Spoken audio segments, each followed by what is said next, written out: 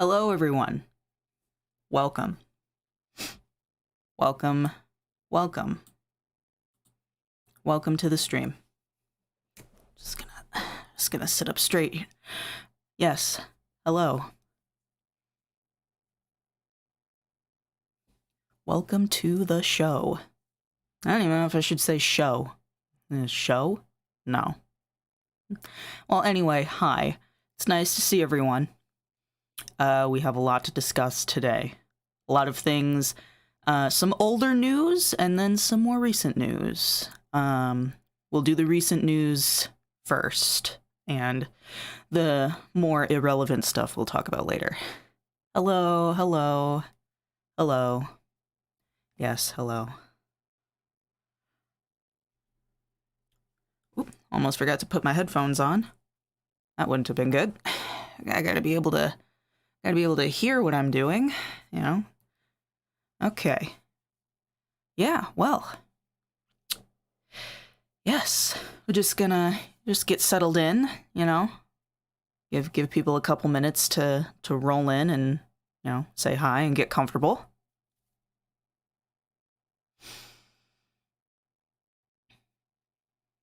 How are we doing this terrible Monday evening? Just Mondays, am I right? Mondays.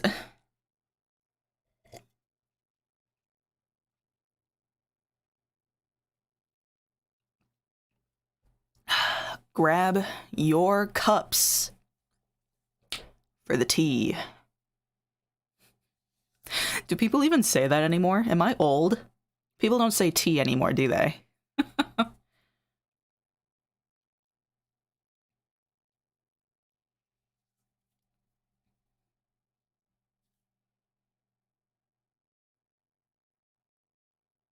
Hiya. Hiya, Nos hyena. Oh god, could you imagine?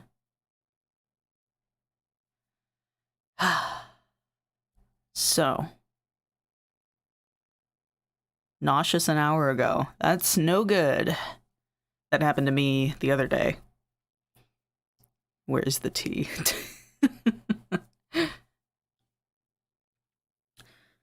So, all right, yeah, we're sitting at about 7 minutes. I think anybody who wanted to show up would have shown up by now. What's the piss, sis? Oh my fucking god. I have never heard anyone say that before.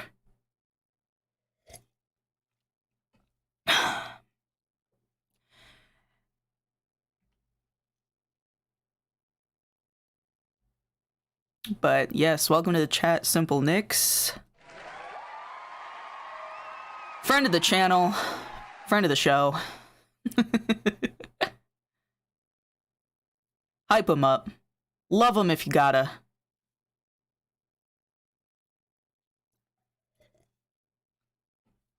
Okay, well then, let's get started here. Let's put that up there where it was. Chillin'. We're chillin'. Okay. So this is relevant. Let's make this fair. I am not a journalist. Thank you. Also, fair use disclaimer, yeah? This is important, because I swear to God. Alright. So, yeah. All the shit we're going to be talking about today is fair use. All the stuff we're going to be looking at today is fair use. I am within my legal rights to talk about this content and to talk about these people. So, that being said, also don't harass anybody. I don't condone that. Okay? Okay. So, let's start with ex-friend of the show, ex-friend of the channel, Coyote Lovely was once upon a time one of the boys. I considered him to be as such. I may not have known him personally compared to some of the others, but I thought I knew him well enough to consider him a friend. And a lot of other people thought so too. We are quite literally mourning the loss of someone that we trusted. Someone that we thought was our friend. And it is very unfortunate news. So, if you haven't, let me link the video in chat from Lio Convoy and Cass. There are 2 recorded calls with Coyote Lovely. Let's see. This one happened first. The call in Cass's server with Coyote and his individuals, his friends or server members. I'm not quite sure. I don't know Cass a whole lot. Didn't really know about him up until, 2 days ago. So, so I'm gonna provide a bit of an elevator story, and we'll play some clips from the videos. I don't wanna take away too much time away from their content, because if you want to see it, just go watch it. Just go watch it. I know people are going to be like, well, I don't have time for all that. Okay, put it on fucking 1.5 speed and whip out your drawing tablet and suck it up, alright? Cool. So, to provide an elevator story about what happened, Coyote was keeping a lot of things secret, a lot of things, behind the curtain, as they say, from his friends, from the people, from us, and so we'll start with the Hypnotist Sappho stuff. So, as I'm sure most of you are aware, Coyote Lovely did a series about Hypnotist Sappho, and a couple of months before the videos about Sappho came out, he was doing some kind of secret op, some type of, behind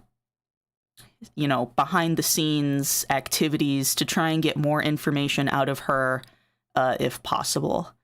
And he was doing that by trying to, flirt with her and be her friend and, be buddy-buddy with her in attempts to get her to trust him and get her to reveal more information if he could.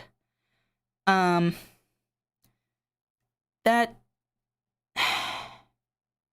I'm just gonna say that's not morally correct in my personal opinion. And I mean, it's one of those things where it's like, he told a couple of people that he was going to do this, or that he planned on doing it, and they were like, no, don't do that, that's stupid, that's a bad idea, and he just ended up doing it anyway. And I mean, the thing about that, Coyote Lovely's, he's a grown-ass man, and he can make his own decisions, but it's one of those things where it's like, these are people that you should be able to trust their better judgment. And so when they say, no, you're being fucking stupid, maybe you're being fucking stupid. Okay? So,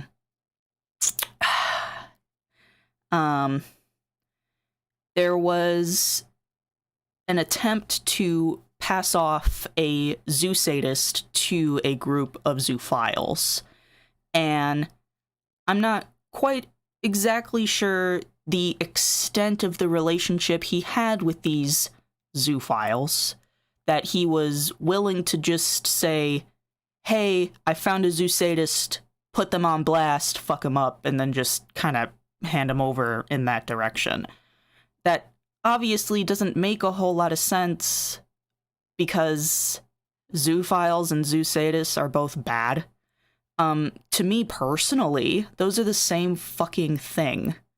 Just a personal take. It's all the same thing. You know, they're gonna sit here and say, well, zoophiles are non-contact. They're anti-contact. They don't actually touch animals. And it's like, okay, bruh, fucking rub your two brain cells together and really think about what you just said. Okay? That's fucking stupid. And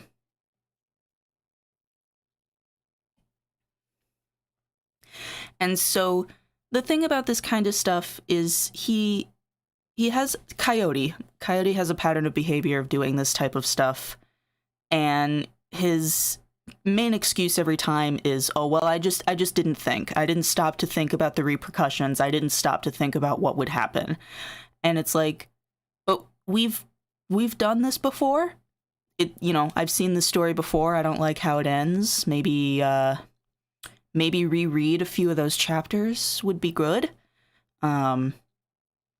But yeah.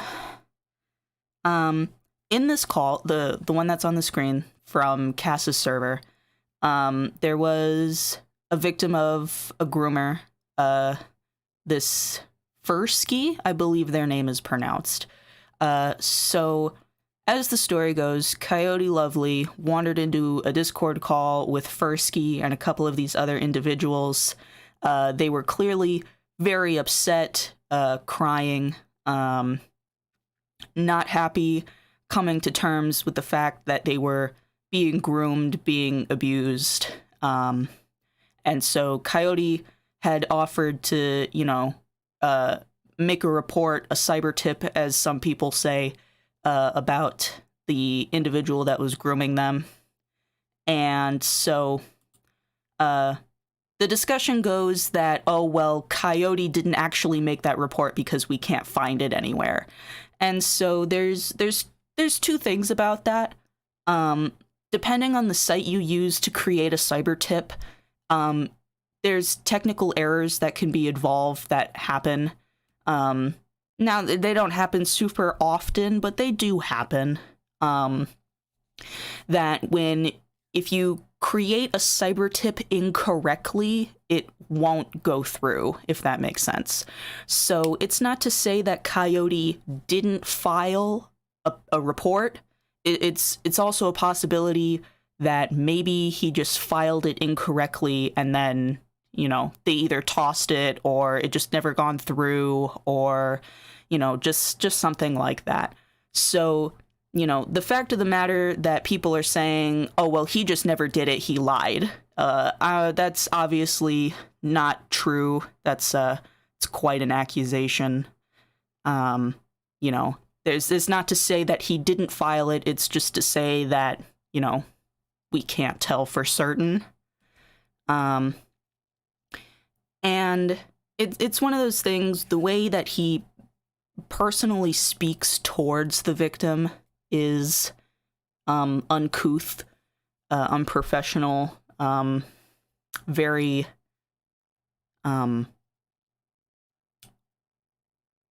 triggering. I'll say it like that.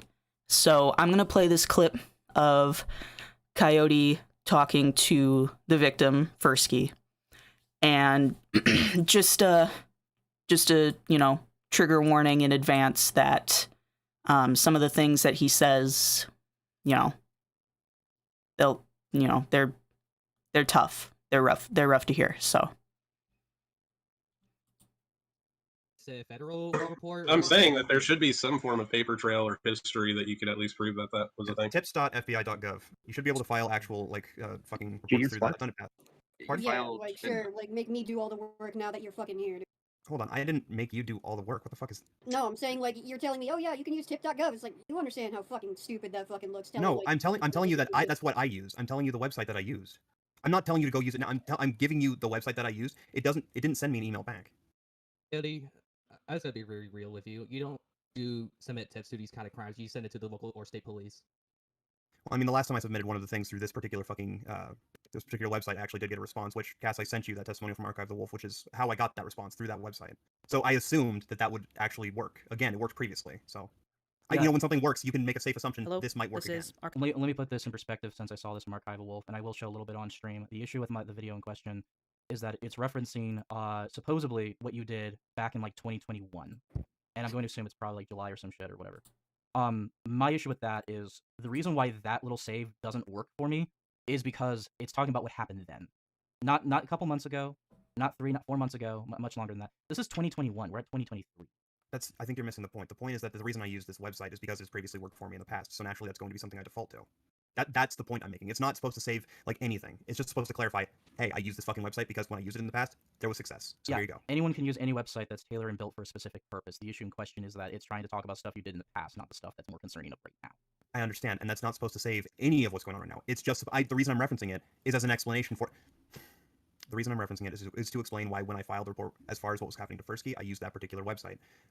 And I'm not saying that video, I'm not saying that testimony, I'm not saying it does anything to negate the fact that I botched this really ill-advised op, but I am saying that the reason as far as Fursky goes, when I filed that report, the reason I used that fucking website was because that website has yielded a result for me in the past. So I went to that. That was my default. And because in that video it took me about a month to hear back, that became the time frame I worked with.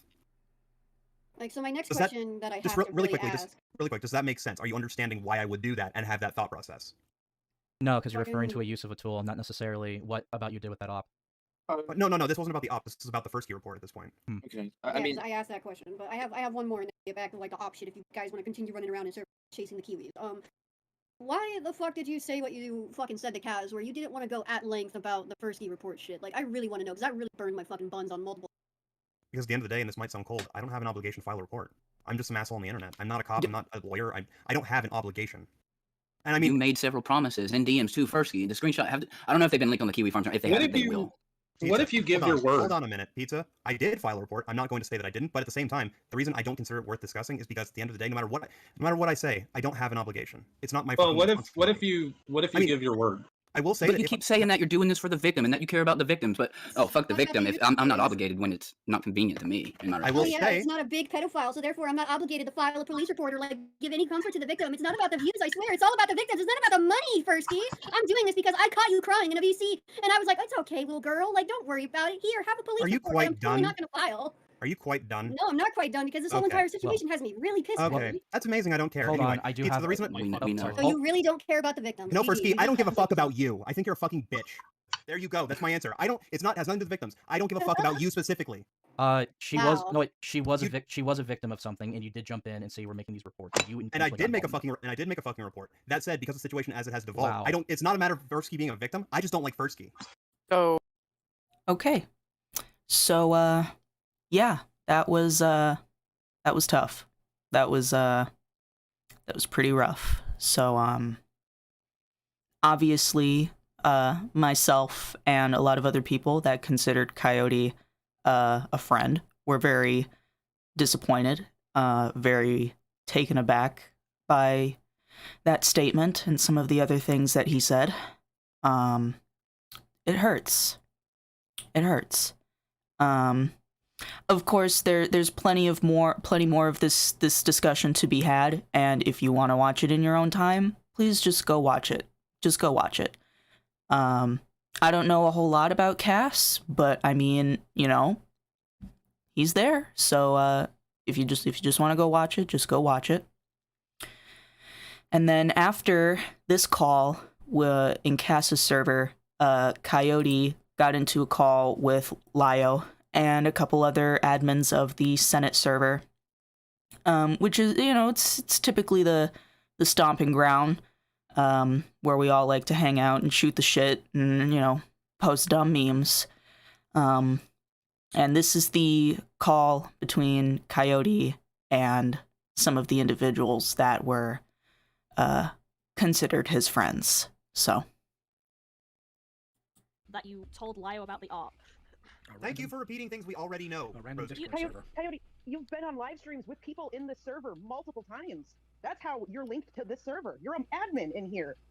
Okay, I just don't understand why the first reaction anyone's gonna fucking have is, "Oh, Senate conspiracy." That makes no sense. Coyote, You're part of the fucking server! Oh my fucking No, I'm god! part of fucking 50 servers. It doesn't make it Enough! Lustrous, I've been part of 50 fucking servers. It doesn't suddenly make a conspiracy for all fucking 50. No, but you're an administrator here, and you and I are closely tied together. 'Cause I hate to tell you this, Coyote, we've been friends for 4 years. I've worked with you on things. I've been on your channel. You've been on mine. We have been in the freaking trenches for each other, Coyote.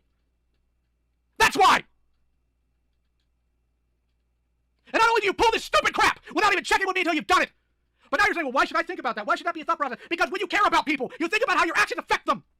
But you're right, it's just a random Discord server. LOL, nothing on the internet affects real life, despite the fact that you and I both have dealt with people who have been groomed on the freaking internet and reported them and exposed them and tried to get the victims done on justice!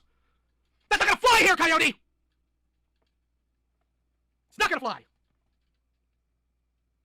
You don't get to downplay that anymore! And the fact that you're so lackadaisical about it, the fact that you're so devil-may-care about it, that is what pisses us off the most. Out of everything here, at least, I'm sorry, I shouldn't speak for everybody. That is what pisses me off the most. You do not give a single flying fuck, and it shows exactly in this call. Well, why should it matter? Why should it matter? It doesn't fucking matter why it should matter. It fucking does. It does, and you don't care. It's not that I don't care, it's that I don't understand. It doesn't matter whether don't you understand it. It matters. Okay. It matters. The optics matter. And the fact that you didn't think about it. The fact that you don't. The fact that at no point did you sit there and go, well, gee, what are the fucking optics of this for Lio? What is the fucking optics for this for Senate? You had at no point did you have fucking three-dimensional thinking. You only thought for yourself. Well, gee, what is this gonna fucking do for me? Not a single fucking thought for anybody else crossed your fucking head. Not a one. Multiple times. And I am appalled at that level of behavior. Because again, like Lio said, how many times has he fucking gone to bat for you? How many times have I gone to bat for you? How many times has anyone else in this fucking server gone to fucking bat for you? We stuck our fucking necks out for you, and this is what you fucking did. How fucking grateful are you? I'm sorry for cutting you off. And then, well, I didn't... You know, I'm not going to go into details about it, but Rosie and I had a really bad argument earlier this week. Really bad one. Because I said some things I shouldn't have. Flatly shouldn't have. And it's 100% my fault. Mine! So when I was contrite about it and we had a conversation, I never once told her it was her fault. I never once told her, well, I never had to think about that. I said, you know what? I should have thought about that. I should have considered X, Y, Z thing. You are 100% correct. Because how I talk affects the people around me, especially the people I care about. What I do also does. What I say, how I act, what I do to interact with other people isn't, and perhaps this is a difference in how we were raised. Because I was taught at a very young age, how you operate, how you act, reflects on the people who raised you and what they allow. That's always in my mind. Not because I need to honor my parents in that way specifically, I clearly do, but because it's a basic concept. Nobody exists in a bubble. Nobody exists in a vacuum where their actions don't affect other people or don't have an impact. You know that instinctively because you've dealt with predator victims, and you've dealt with predators. You know that. I'm not going to sit here and pretend like I'm going to buy that you don't. I'm sorry, Coyote, but I'm not. There are times I've been impulsive too. Lord knows I've said and done some stupid crap. But never on the level you have. You're never going to find me intentionally sitting in some room filled with a bunch of genuine sickos and handing other sickos to them.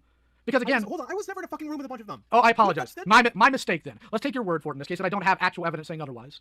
I apologize. I want to see that. I want to see that because I was never, Coyote, to my fucking awareness, in one of those rooms. Coyote, I just apologize for it. I misspoke. I'm sorry. Look, I'm frustrated because that claim is pissing me off because that is not the truth. I know for a fucking fact that's not the truth. Okay. I'm tired of people saying that it is. Let's go ahead and remove that then, because I'm very possibly wrong on that because I don't have everything in front of me. And the DMs I was sent didn't have all of that in front of me because I don't know how Telegram works. But room or DMs, it doesn't matter. You sat there and fed sickos to sickos. I hate to say it again, you can't cast Satan out with Satan. And this is the biggest problem I have, dealing with furries who hunt zoophiles. Sometimes I wonder how much of it's troll shielding to make them seem less weird. And that's my hot take that's probably going to come back to bite me that I recognize, but my point still stands. You cannot sit here and say, I'm going to work with this zoophile because he's not offending to go after this zoo sadist or to pass it on to them. What in the name of God type of logic is that? Would you do that with Matt versus offending pedophiles, Coyote? Sorry, I'm getting a lot of people yelling at me in DMs right now. I'm trying to pay attention, I really am, but my attention's divided between you yelling at me in VC and the DMs. Do you mind repeating that, if you don't mind? Coyote, would you, in any possible manner, ever consider handing an offending pedophile off to the hands of a map that hasn't? No, that would be stupid. Then why would you do it there? So, obviously, there's more of this conversation to be had, more context. If you're gonna go watch it, go watch it. If you're gonna go watch it, just go watch it. Okay? Just go watch it. You know, I played the little snippets from the calls that I thought were important, you know, just for further context. I don't want to take away their time. I don't want to take away from their space. So please just go watch their videos. Yeah, it's not an understatement to say that we're all very hurt. Lio obviously is, you know, has been burned the most by this situation, and we're all feeling the sting. It's not great, and we're all just trying to wrap our heads around it, trying to figure out why.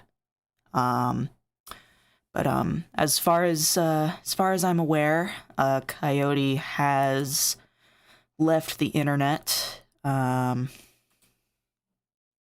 me see. Yeah. What was once his Twitter has now been removed. He's deleted his Twitter. His YouTube channel, I remember in the cast call, he said he was just gonna do, he wasn't gonna do predator hunting anymore, and he wasn't gonna do content about zoophiles and predators, but, I don't know if his channel is still up.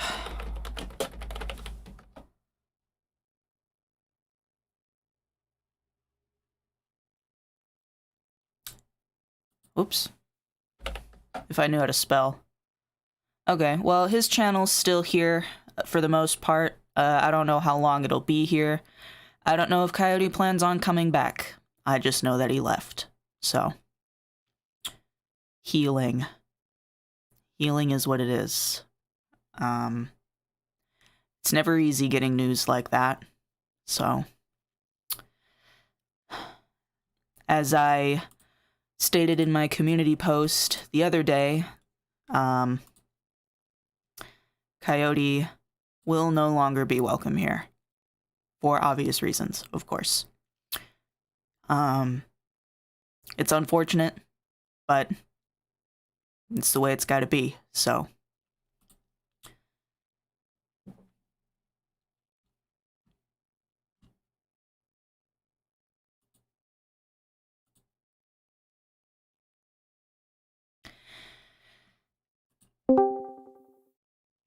Okay.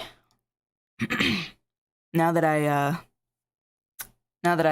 wiped the tears out of my eyes, on to our next subject, the Kero the Wolf stuff. Or now rebranded as Radiance.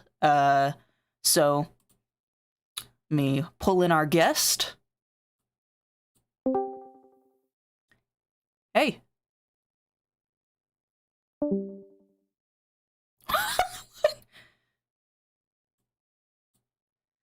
What are you doing?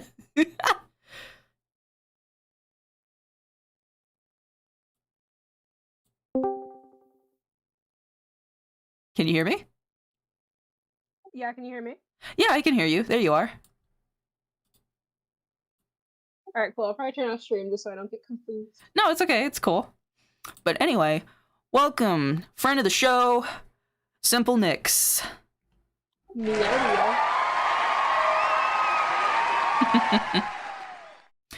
So, yeah. Kero the Wolf. How do we feel? Alright, sorry, I'm like arranging some things real quick. Oh, it's okay. I wish I have all my notes. I have Oh, notes about Kero? Amazing. I have notes on PurpleYEENbean, but as Okay. for Kero, Yeah. that whole situation, like, it's really difficult because how I see it is online activism is such a double-edged sword. Mhm. Because you will have people who will go out of their way to be like, hey, everyone, like, look at this person, they're a bad person and stuff. And I cannot think of one time where internet activism actually did what it was supposed to. Like, EDP445, yeah, he got canceled. He's probably the max of what could happen, but he's still out there, you know? Right. Like, him and his staff got like 50,000 subscribers. Like, if she started actually posting videos, like, she'd actually like have a career on here because of how much Yeah. internet activism there is against her. Very true.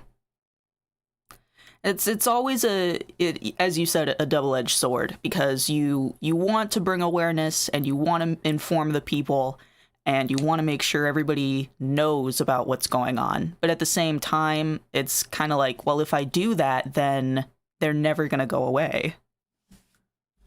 Oh my god, yeah, and like that's the unfortunate thing is like the more you push to fighting these things, you can inadvertently support it, such as what we're seeing with Hogwarts Legacy, which is really unfortunate. But yeah, about a month ago, I know it's not super hot tea or anything, but I had a couple of requests to mention it just so people stay informed. Yes, Kero the Wolf is back. He has rebranded himself as Radiance Wolf, and instead of doing fursuit content, he is now remarketing towards like VR and VTubers and shit like that. the future of the channel, the new channel trailer he uploaded, is all the bullshit. All the bullshit that he loves saying. Just like, despite all the lies and all the slander and all the hatred, I will shine bright. And it's like, oh, Jesus fucking Christ. Also, look at his eyes. Look at the eyes on his avatar. It's so fucking creepy. Oh, they're like little dots. I fucking hate them. It's like a self-serving name. Like, I'm Radiance. Like, shut the fuck up. Radiance. Fucking ick. Couldn't have come up with something cool. No, and like honestly, it's gonna probably just go the same exact way as all his other comebacks. I think it's just like his third time, right? Yeah. It's just gonna be him posting a video, getting absolutely ratioed into existence, deleting all the comments, going back, everyone making a video on him for like clout points, and then just going back. You know, like it's a cycle at this point. Yeah. It's just so like, what is this? I'm just gonna fucking roast his avatar. It's so fucking stupid. It gives me like fight or flight. It's so fucking stupid. Here, hold on. He had a full body shot in the beginning. Oh god. Oh, heavens. Why? Oh my Who god. This should be just off the internet in general, actually. It's just so funny. Like, and then like, where's a good one? Ugh, look at this. Look at his fucking gross teeth. Ew. Ugh. Why? Who allows this? Who allows any of this? I know. I need to talk to a YouTube representative. Who is responsible? I need to know. God, he's got the gangliest ass legs. I know. Heavens. You can tell. You can tell he picked this model specifically because of the mouth. Ew. Why would you alert me to this? Yeah. I'm just letting you know. Just letting you know. You can tell. Look at his fucking gross teeth. Oh my god. Oh, this picture? Here, hold on. Oh god. Hold on. You guys. Oh fuck. Where's my thing? Give me this. Oh god.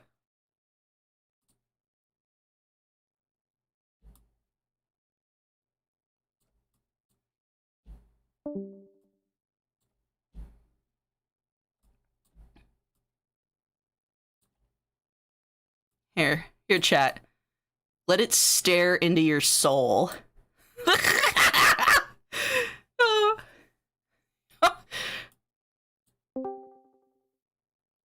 Is everything good?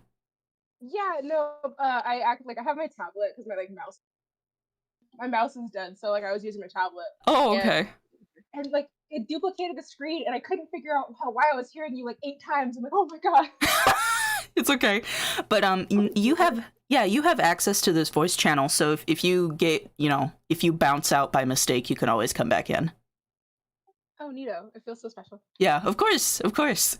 I wouldn't just invite you to my server and not give you special privileges. Nice. But yeah, I love this picture. This is amazing. This is why it's like staring directly at me. Exactly. Like it's actually like, come on. Oh, new Halloween decorations. Oh my god, HeroCon. Oh my god. Amazing. Kero Core. You guys, we gotta get started. Kero Core. Hashtag Kero Core. Off limits. Off limits. I hate the most when I realize it. He has no eyebrows. No, he does not. One thing I know is that when someone, just a human being, when they don't have eyebrows, I am immediately wary of them. Like, it is like the serial killer vibe. Like, if someone doesn't have eyebrows, I'm immediately terrified. Like, it's just too much going on up front. For sure. But honestly, like when it comes to Kero, it's difficult because he's always gonna come back. YouTube hasn't done anything.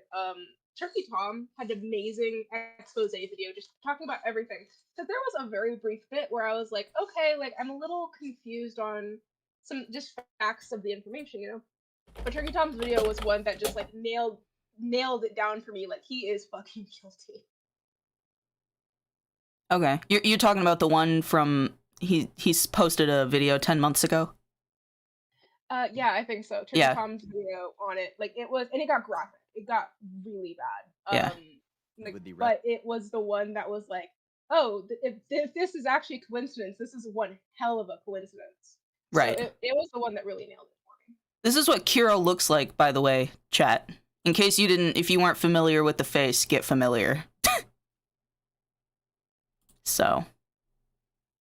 Yeah, and it's kind of like Diesel Raccoon, where it's like, I'm sure that he's been to cons like under a fake persona or something. Oh, He's, like, absolutely. I'm sure Kero's got a bunch of different alts.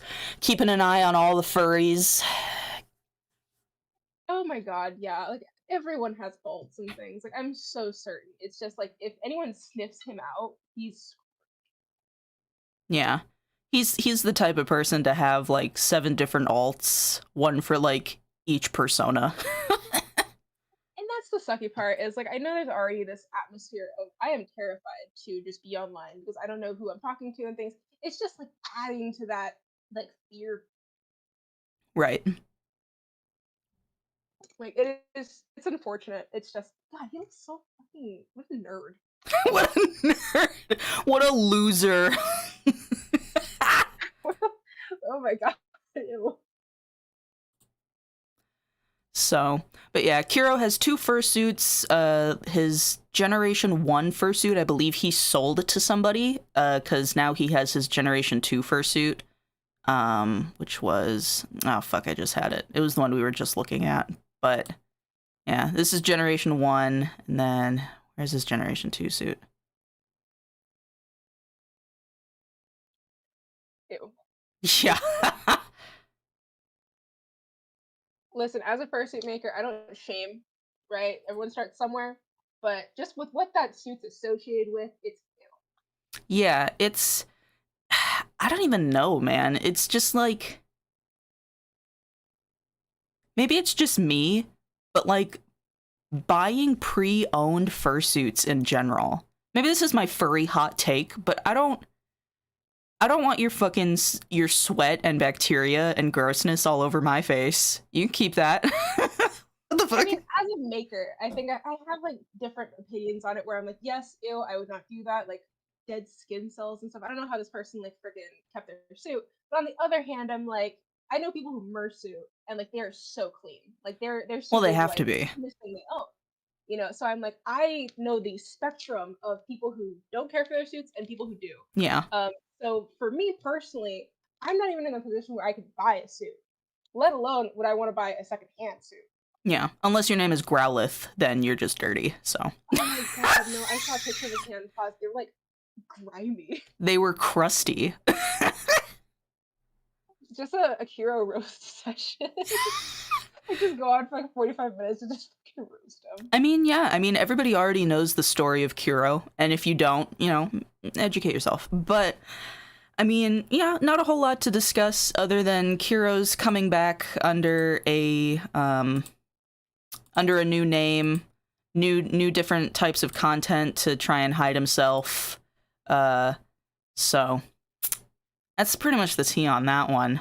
But yeah, truthfully, he has like what 88,000 subscribers now, just right. from the controversy. If he legitimately came back and had like just a team of moderators to just delete comments, I genuinely think he would get away with having a YouTube career. Like, I genuinely think, because everyone would be so obsessed with wanting to know what's going on and to follow him to a point where I genuinely think that he would have skyrocketing videos every single time. His coming back video, I mean, it got like, everything's got like 20,000 views, which isn't a terrible amount, but it's still significant. You know? Yeah, I mean, the stuff that surrounds the controversy is obviously going to be the stuff that's going to be popular. Just because everybody's, you know, they're going to hate watch it, they're going to want to try and archive it, or they're going to be the people that still support him. So, I mean, we just saw a woman who got in trouble, or like was just thrown around on the internet for selling mayonnaise, essentially, in the mail on the hottest summer on record. And she ended up getting so hated that she now has a brand deal with Walmart. yeah. So it's like, Bad people win all the time. I just saw her sauce, and I just went to Walmart the other day. I can't support her. She's just got so much arrogance around her. It's just who she is as a person. I don't like. Yeah, yeah, she's a little nuts, a little crazy. But yeah, it was pretty much. Yeah, it was pretty much the Kero bit. Obviously, if you know, you know. If you don't, then everybody has made a video about Kero, so the content is not limited. No, and you know, I've seen people literally say, like, point blank say, I'm going to make a video on Kero. It's like, why? And it's like, that's all he is at this point, is he's so infamous that The that's the only thing he's good for at this point. Is Yeah, views. the headliner. Argue if that's morally just or not, but that's the reality, is that's all people use him for, is just clout. All right. So our next subject, this is what you messaged me for. You were like, hey, if you want to talk about this, let's talk. And I'm like, oh, fuck yeah, sister. So, PurpleYEENbean, you got notes. I want to hear them. I have been dealing with this since the 12th. This has been the most batshit, stupid, terrible situation that has afflicted all the furry YouTubers in like a 10-mile radius on the internet. It's so obnoxiously annoying. So I got your tweet pulled up right now. Yeah, it started with Lovely getting copyright struck out of nowhere. And we followed the source, and it was PurpleYEENbean 1. Correct. And her statement was she is trying to force Dander Wolf to date her. She is 16, supposedly. She very easily could be a 30-year-old troll hiding in their mom's basement. We're going to go assume they're 16. I mean, yeah, considering the way they act. It could be either or, which is the worst part. Like, I've seen some pretty weird people, like, just pretend to be someone else. But we're going to assume they're 16. Yeah. Because this is pretty 16-year-old. Yeah, don't have any evidence to prove otherwise, so. No, so Neville got struck, and then she basically just went through to strike 4 other channels. I believe it was Leo Convoy, Labrat, Neville, and Queen Seraphina. Basically, she was striking any video that was talking about Dander at first. And at some point, she had the smart idea of, I'm going to strike Dander, because her entire goal was getting Dander to unblock her and force him to date her. Keep in mind, Dander's 20, she's 16, he's gay, she's not. And crazy. So it's just a crazy situation that we all got wrapped up into regardless. Yeah, it's all very weird. It's weird particularly for the reason that we have the evidence saying that they're falsely striking people to get Dander to notice them or to unblock them. And they continue to copyright strike content that has nothing to do with them, but it's about Dander specifically. So none of this content is theirs. None of this content is about them, but they're copyright striking it anyway. And let me see. Labrat actually was just struck again this morning. She just privated all of her content for 90 days because she didn't want to get struck again and lose her channel. So that was the only option that she had. It is unfortunate because basically when it comes to copyright strikes, you always follow through. You always say, this is fair use, and you file the appeal, and generally it goes through. Like, there's very few cases in which someone is desperate enough that within the 10-day period, they will send you a service for $200, essentially. Because I've had to be in situations where I had to serve people. You have to go to the court within 10 days, have their information ready, and send them something. Make sure they get it to take them to court.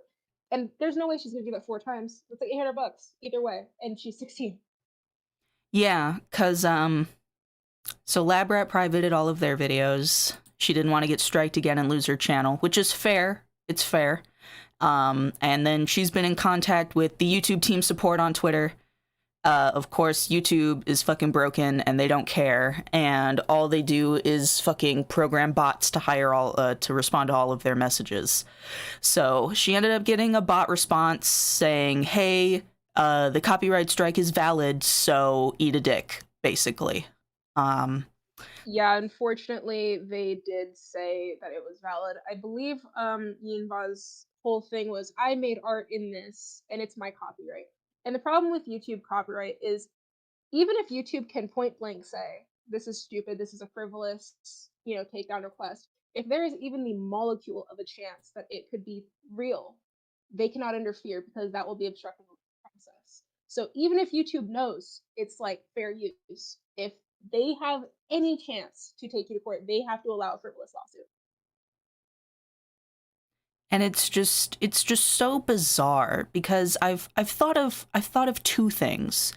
This individual is either somebody that Dander knows, like, in their real life, or it's like one of like Dander's alts or like one of Dander's friends, like, oh yeah, just copyright strike all the content that they made about me, and I'm just gonna pretend that I'm oblivious because he's done that before. And my thoughts are, I have been presented with that that option of like maybe it's a Dander alt. I don't think so. Dander himself seems pretty afraid of the situation. He's the one who's actually been keeping me updated. Oh, okay, that's good. Just the situation. So, and Dander himself is subject to criticism. Dander's done quite a lot of things, and there's actually a whole document that came out today talking about everything that he's pretty much done and all the criticisms towards him. But as YouTubers, we have generally two modems of thought. Is one, Dander is able to be criticized for all the things he's done. He invited crazy bitches to his chat and has a chat that has minors in it and people who can be obsessive. Mm-hmm. He himself has submit false copyright strikes, doxes, fraud even. Like, there are things he's done. Right. And the second thing is, my God, this chick is crazy. No one deserves to be stopped like this. Yeah. It's just so... This is the hard part when it comes to, like, parasocial relationships with content creators and their audience. And it's like... only fucking creepy white dudes and little kids do this shit. It's just so fucking weird. And I'm like, how much attention do you lack in your daily life that this is what you do? Like, this is ridiculous. And at some point, she did make an alternate account called, like, Cilantro Zoo or something. Very clearly to get at Coyote Lovely. Yeah. She did it same day, and she's, like, adding Coyote Lovely, like, oh, I'm friends with the zoo. Like, oh, isn't it, like, crazy? And it's like, it's yeah, very she cool. specifically added Coyote Lovely and said, look at this new friend that I made just for you. Like, we're still just waiting on the ones who have tried to reverse the strike, just waiting on YouTube to respond. And the sucky thing is, there were some YouTubers who were bigger that did comment on the situation, that did ask just like, hey, what's going on? And I said, I'm like, this is what's happening. And they're like, oh, who's Dander? And I'm like, a furry YouTuber. And the second I said that, gone. Like, the second it involves furries. And I don't want to touch those guys. No. No, yeah. I can understand that, but at the same time, it's like, this isn't just a furry thing. This is a YouTube platform thing. Like, that's the upsetting part. Yeah. But, and then I saw earlier that, PurpleYEEN ended up retweeting your tweet with all the screenshots talking about, like, oh, YouTube needs to help their creators. So, yeah, this is them blatantly admitting that they've been copyright striking all of these people to try and get to Dander, which is just like everything archived. Well, not archived, but I have like screenshots saved and everything. And yet, even though it's so blatant, there's admissions to it. There's admissions to ban evasion. Yes, yes. Yet Twitter and YouTube are both not taking any precautions or anything for our safety, which is obnoxious, because at some point she was compiling docs information on people who did try to reverse strikes, that's what my fear was, because there's no reason that she needs Novely's, Leo Convoy's, any of their docs information. Like, that's dangerous. I mean, Leo Convoy, I mean, he's not really a dox. He's given his information out publicly just to kind of call out all the pussies that are like, well, I'll dox you. I know where you live. And he's like, I know where I live too, bitch. And I would also, like, if I got struck, like, I don't care. Like, I'm in the place that I'm in for like a month, right? Yeah. But there are people that I do know, like, are furry YouTubers this year who were doxxed and swatted. Right. And that was my fear, is like there was actually a YouTuber who got swatted this year and had no ability to talk about it because it would just remind people, oh, their dox is out there, which is the scary part. Like, that's what the scary part is what people would do with that information. Yeah, I mean, I get it. If you have friends and family, you know, loved ones that you know, want to keep safe, then of course, you know, I'm not going to blame anybody for being like, well, I'm just trying to keep my family safe. But I mean, I have a feeling eventually I'll get copyright struck now that we're talking about them. Which, by the way, all of this is fair use. I am within my legal rights to discuss and share this information. It falls under criticism, commentary, and reporting. So, just want to make that very clear for everyone. I have to remind people what fair use is, like, every other day. Like, I actually today just got threatened with legal action because I showed someone's art in my video, and I literally told them, like, go for it. I'll meet you in court. Like, go on. Because that's the thing about that. I'm a whole grown-ass adult. And I have adult money, which means I will take your parents to court if I have to. Because that's the thing about that. You're a minor, so this isn't going to involve you. This is going to be involving your parents. So just keep that in mind, girly pop, you know? Oh my god, and if your parents get dragged into a lawsuit because of a, like, 2-second clip that's not even yours, I'm sure they'll be so excited about that. Doing a cross-state lawsuit, that'd be so fun. But yeah, I ended up replying to your tweet earlier. Where is it? Yes. I replied to your tweet that I couldn't find their YouTube channel anymore, so I assume, like, maybe they deleted it or it got terminated or something, because I don't know, As you know. far as I'm aware, they have 3. Oh, well, yeah. I meant the one that was doing the copyright strikes. I also have been having a little bit hard time finding that because one of them is gone. Because Lagovert actually put a community tab out, like, today, and it leads to nothing. So I am curious about, like, I'm just curious about, like, what's going on. Okay, let me look at that Labrat's post if I could fucking type.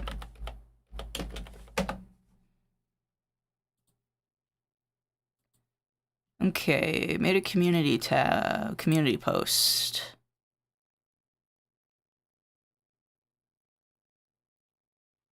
You said it was from today? I think so, yeah. It was on his, like, community post. He just basically said, like, introducing PurpleYEENbean, annoying person. Oh, I mean, I guess, I don't see it on the community tab at least. So, was it a Twitter thing? No, it's on his community tab. He might have, like, deleted it or something. If not Labrat, Lagovert. My bad. Oh, how do you spell that? I don't think I've heard of them. LAGO space VIRT. Lagovert's the bunny who does. Oh my god, I know this person. Oops, I totally remember now. I'm not good at remembering names, just so everyone knows that. No, I might have also misspoke. I sometimes, like, twist their names sometimes. Okay. Well, the channel is still here, but there's no content or anything on it, so... Yeah. So the channel itself still exists. Yeah, and it's just so vastly annoying that, like, YouTube can see everything, because I've contacted YouTube support 5 times. And every single time I would link to, like, the Twitter, and they're like, they actually look at it, and they're like, we cannot help you because you have not been struck. Unless you get struck, you have no ability to comment on other people's copyright strikes. Yeah, let me make this bigger for everyone to see, because as you can see, whoa, that's smaller. I need bigger. As you can see, this one was an account that was just made recently, like just last week. They just made this new alt. And I also think that just being PurpleYEENbean, I think they are imitating someone who's on Twitter, just called PurpleYEENbean. So I think they're actually imitating someone else. Yeah, I'm not too sure. It's not even just that. But yeah, this is the most recent Twitter that they have. Yeah, joined probably just last week around the same time they made that YouTube channel. 16 trans furry, am back, I eat my own homework. PurpleYEENbean 1. So, Yeah, and it's like she knows that none of this is getting to Dander. Like none of this is gonna make him date her. You know, like who's really like, oh my god, I can't wait to date the 16-year-old trans furry PurpleYEENbean who has openly copyright struck people and is a zoo now. Yeah. Like, she knows this, and she's like, oh, to trace things, and it's like she knows none of this would make someone want to date her. Clearly. So Oh. my thought is it's just a troll.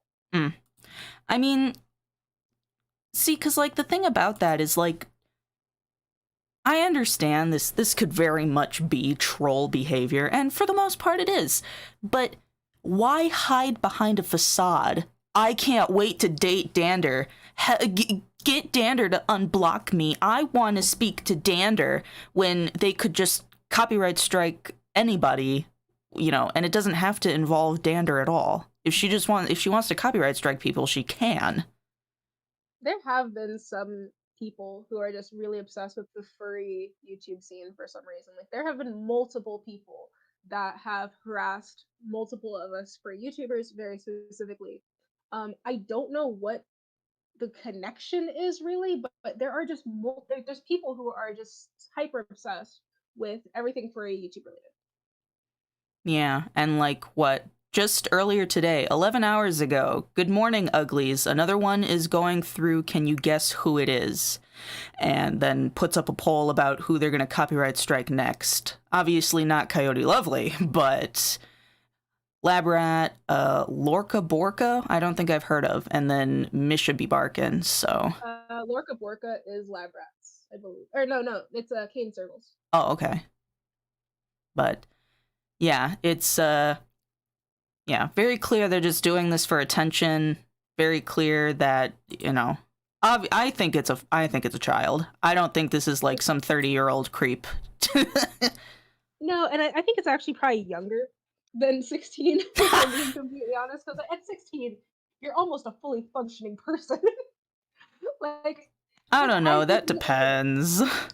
It does depend. I've seen people who are like 30 and don't function like No, not at all. Full, like, but at the same time, Nubbly is 16, and he wouldn't do this shit. Like, Nubbly is the same age as this person. Unfortunately, he's gonna be the same age as this person for the rest of his life. Yeah. And yet has the common sense to not do this. Yeah, looks like, yeah, this new Twitter account was made just a couple days ago, or at least their first post was just on the 23rd. RIP, I miss my old account, and then a screenshot of their PurpleYEENbean, whatever the fuck, so. Like, the fact that is literally proof of ban evasion, which is so frustrating. Because, the thing about that is, can't Twitter IP ban people? I believe so. But the thing is, we're also under Elon Musk regime, so I have no idea. That's true. I totally forgot about Elon. Like, that's the thing, and I'm like, oh my god, because he's like unblocked a bunch of accounts, just mass unblocked, and I'm like, what is actually the reporting process now? He has fired so many people that I wouldn't be surprised if everything is automated now because there's just no one there. Right. So I kind of get the Twitter thing, just to the extent of Twitter is going through like a dumpster fire right now, but as for YouTube, there's no excuse. Yeah, that's because, like, the thing with YouTube's copyright system is YouTube's copyright system has always been broken, but at the same time, it's so blatantly obvious that if you had a real human take a single glance, they wouldn't even have to look at it for 2 seconds. If they just glanced at it. Oh my god, and it pissed me off because I got in contact with YouTube support, and the dude I was talking to was like, yes, this looks like copyright abuse, but I cannot proceed with doing anything about it because I have not been struck. Mm-hmm. So, and he said if they go through with the counters and the appeals, like, they will deal with it. And I was so pissed because I was like, man, I like this guy. Can't everyone just get in contact with this guy? Yeah, what's your number? You got a business card? Yeah, dude, like, what stall are you in the YouTube support? What's your employee number? And I actually had a video that I was going to be making, and I wanted it to come out Wednesday because I thought all of this would be resolved by then. Yeah. But I honestly can't say when it will be resolved because it's really up to YouTube support. and Twitter support, because if they don't have a Twitter, like, what are they gonna do? You know, like, they're gonna Discord everyone about what they're doing. You know? Yeah. Yeah, it's And just... there have been people who have, you know, criticized and said Dander needs to unblock her now. Yeah, no, And I don't understand. Like, that's not the right thing to do. yeah, I'm like, I don't support that, actually, because even if Dander unblocked her, what do you want him to do? Like, what do you want him to say to this person who is very clearly, like, trying to sexually harass him? Yeah, it's like, that's so bizarre that people are like, well, just unblock her so we can get our strikes, so we can get our channels back. And it's like, you don't know that once Dander unblocks her, she's gonna remove those strikes. What the fuck? Because she wants to date him, and that's just, like, not happening. Like, Yeah. it's not happening. I'm not gonna put Dander in the situation of, yes, get sexually harassed by this minor, Yeah. to resolve everything. It's like, no, like, no one should be put in that situation. People are so socially blind. It's like, okay, could you imagine if those fucking roles were reversed? Like, oh yeah, tell a 16-year-old to just unblock this fucking creepy weirdo that's been sexually harassing them so they can get their accounts unstriked. What the fuck?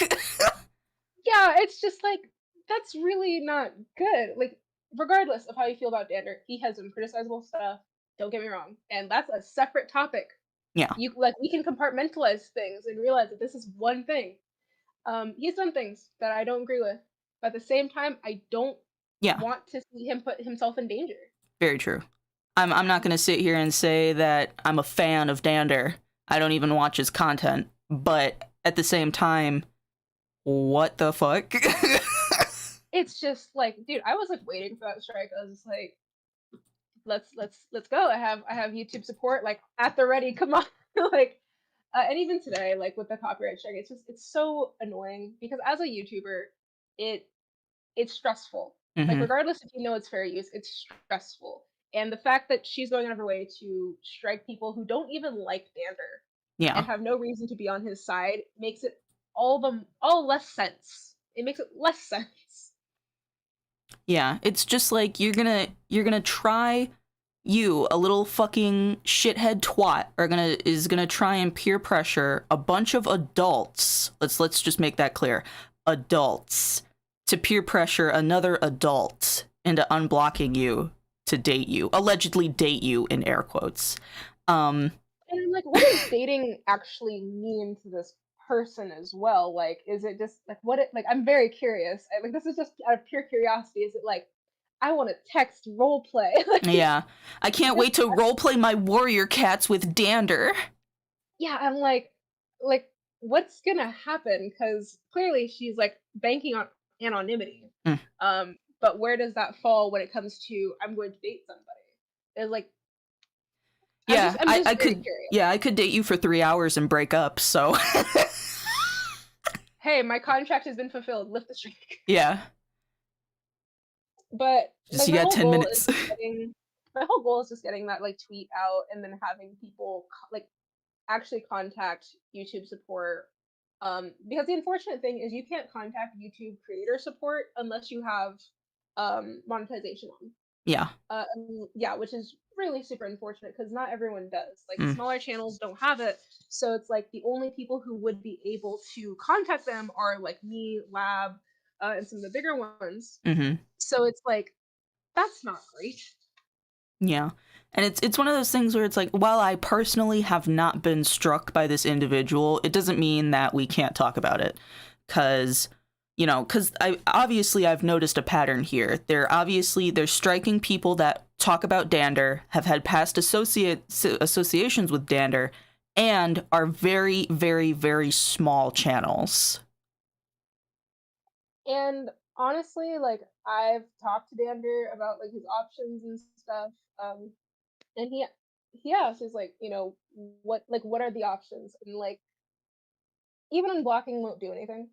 It's just, he can put out a statement about how he's feeling on the situation, because I'm sure everyone's kind of pointing at Dander like, why have you not talked about this situation? And my only thought is, what can he really say? Yeah, why would he want to? If this happened to anyone else, like, what would you expect them to do either, Yeah, and he's just gonna end up receiving more backlash from it anyway, because everybody's just gonna be like, oh, well, you're the adult, so fucking handle it. It's like, oh, well, fuck you too, damn. Shit. Like, regardless of how you feel on what he's done, at the end of the day, we are YouTubers, and we do have to support each other in this way. I never stand for false copyright strikes. I don't care who it is. I don't care what they've done. False censorship is just not okay. Like, freedom of speech is really, really important because it gets bad people discovered. It gets good information out there. And so I will never be for false copyright strikes, regardless of reason. So even if I do have things to criticize Dander over, this is something that I'm in his court. Like, I'm here for him and for everyone else who's been struck, because this is my community. These are the people that, regardless if I agree with them, we're friends or not, we are still creators, and we have to support each other in these ways. Right. Because, I mean, like, yeah, no, I'm not going to sit here and say I'm a fan. I don't watch Dander's content. Didn't interact with him much either, except for, like, maybe all of twice when he commented on one of my videos about Gero's shadow scale or something. But, yeah. Oh, yeah, that was a whole drama in itself, is the whole Gero shadow something. Yeah. But there is a document going over a lot of things Dander has done, and I can probably link that after stream. And that's just a separate thing for a separate time, but yeah, he has done things that I genuinely think put not just him, but other people in danger. It doesn't justify what's happening to him, but it definitely makes it more, oh, I see where this is coming from. Yeah. You know? Dander will have his day in the shade, but for now, let him bathe in the light. So I guess right now it's just a matter of waiting and seeing what YouTube does, contacting Twitter, and just keep pushing and adding them, and annoying the shit out of them. Keep reporting, basically. Oh my god, yeah. Like, everything she says, basically, is something. Like, harassment. Yeah. At some point she posted, something like, incriminating. At some point she posted a poll of, like, oh, should I send, you know, this really gross thing to Coyote Lovely or strike him? And I'm like, that is blatantly harassment. And I'm sure she's probably gonna watch the stream just because, you know, well, her name's in it, so. Oh my god, yeah, when you're a little troll, you just want to see everything that people have to say. Yeah, everyone's talking about me. Oh my god, I'm the most influenced way. It's like, I can't wait to be Kero the Wolf. Ew. And I hate tagging other YouTubers and stuff, but I did. Oh yeah, I saw your other tweet. Yeah. I hate it. Like, I don't like dragging other people into things, or at least even like mentioning them. Like, all I want people to do is just retweet it, right? I don't want them to like have to stick their neck out or anything. But it's just like, as YouTubers, we have an obligation to one another to help each other make this content. Even if you don't like someone's content, you still have to be there, because this could easily happen to you. You know, this could easily happen to you, and you would want someone there for you. Like, it's just really annoying. But I have considered, you know, what is the possibility of being in a 3-way chat, me, Dander, and Meanbot, and just seeing what happens. Because I wouldn't want Dander to go in by himself, because first off, like, not always most put together. It would need to be a controlled environment, But also just having someone there to vouch. Right. You know, someone there to say, this is actually what happened. I'm just curious what would happen at that point, you know? Because I wouldn't want anyone to, like, misconstrue the situation. Like, oh, yeah, he ended up dating her. Or, I don't want that. I just want to see what happens. I think it would have to be more than 3 people, honestly. I think there would need to be a couple mediators if you're going to put Dander and fucking... Yinba. Yeah, Yinba. What the fuck? It's so simple, and yet I forgot. Okay, yeah, my thought but... is that Yeah. I was thinking about, like, how many people to put in there. My only fear would that it become a screaming match, because if anyone who was affected was in there as well, like, it would just be a get that strike off my channel. Like, it would just go off the rails very quickly. Yeah, So, I mean, yeah, you'd need to be careful with who you picked. Obviously, people that could, you know, control themselves, so... yeah, and people who are cool, calm, and collected, and actually know what needs to happen, things like that. But you can always ask me. I'll be here for you, sister. Probably it's just of the people who were affected, I think that it would just be easier having like an outside, someone who's on the outside. Yeah. I do hope that the situation gets resolved. I think it'll be a banger video. This will be my Kero the Wolf. Because honestly, I've been following the situation since B12, and every day it has like consumed some part of me. And I have just been talking to YouTube support and trying so hard to get these people's strikes removed. It's been hellish. Yeah, YouTube support ain't easy. It's first of all, one, it's difficult to get in contact with a real human being, and two, when you do, they kind of just like meh, and they just kind of brush it off. I will say YouTube support for creators, because like as soon as you hit like the monetization milestone and things, you have access to a special chat for creators. Yeah. Where you can either email them or you can, comment and like go into a little chat. Every single time I've gotten into the chat, I've gotten someone within a minute. Whether or not they were able to help me was the problem. Yeah. So it's like there are people who would contact, and I was kind of asking some things in a way where I wanted to see if it was botted, and it was an actual person. Nice.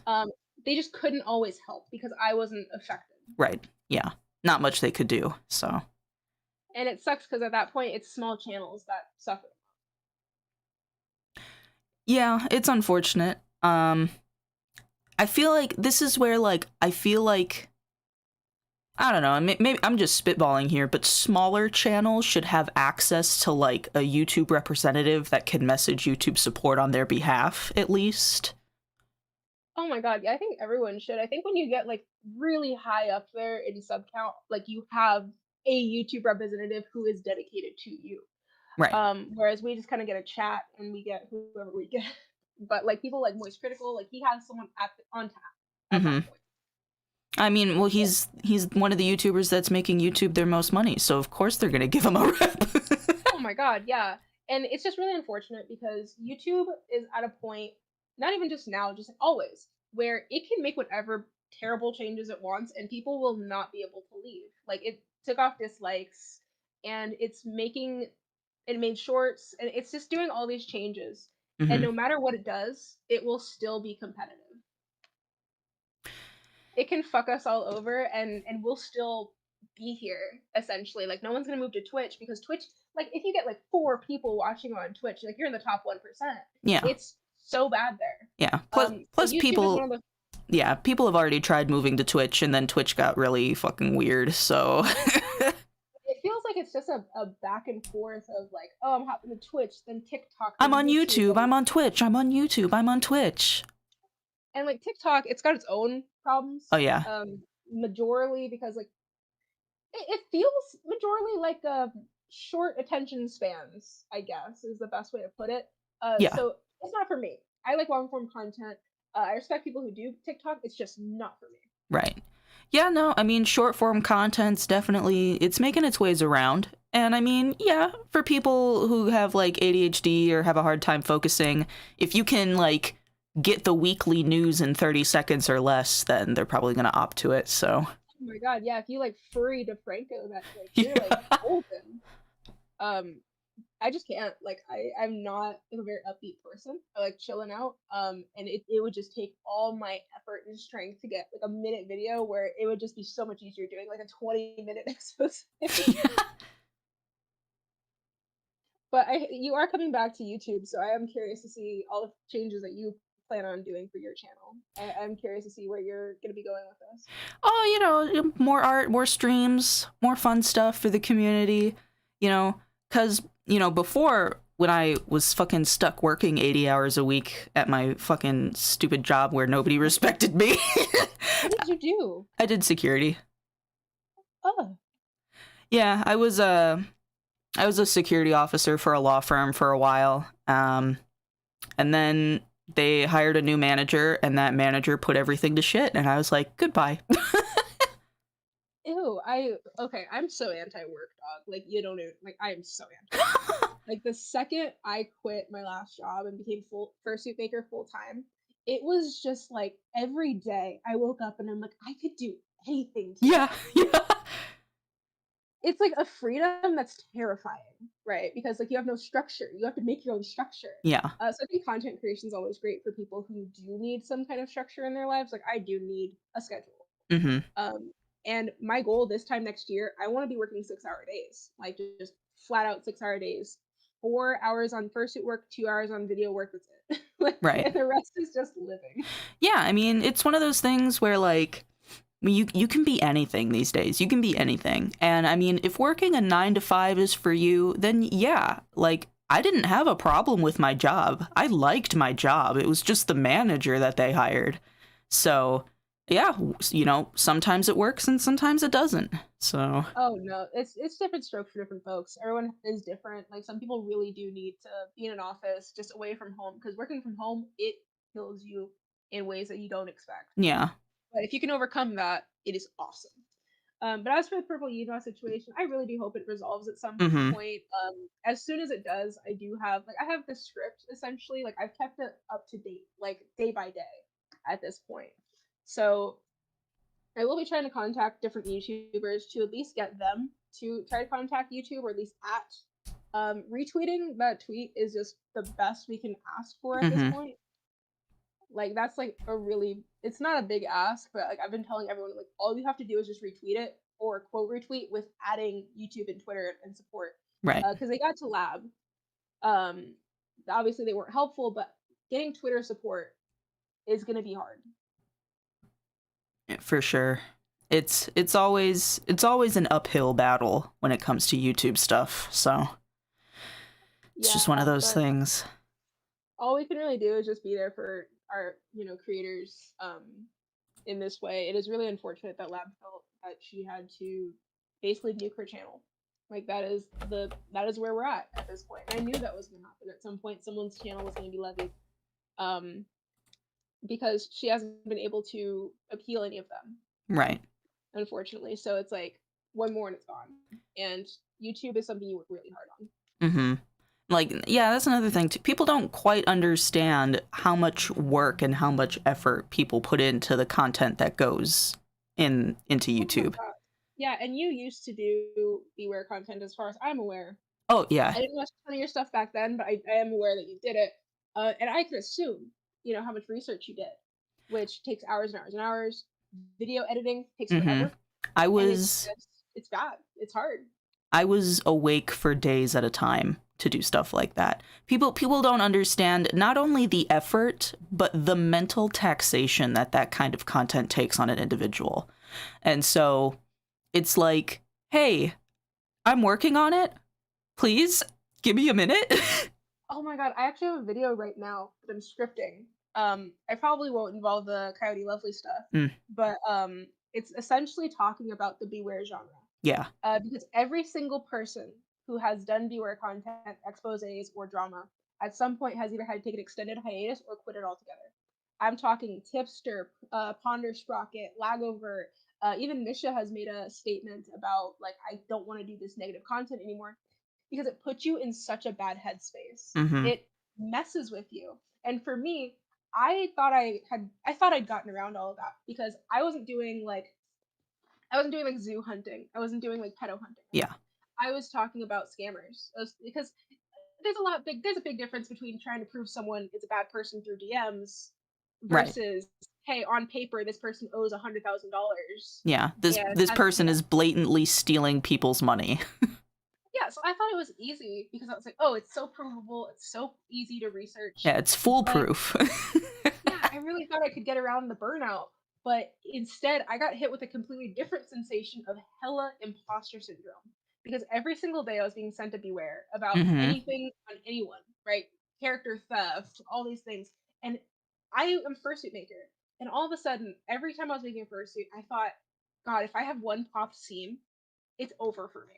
Like that, and I was terrified making fursuits for a while, because I was just like, how am I gonna fuck this up? That's just gonna ruin my reputation, because I was seeing Bewares on the slightest things.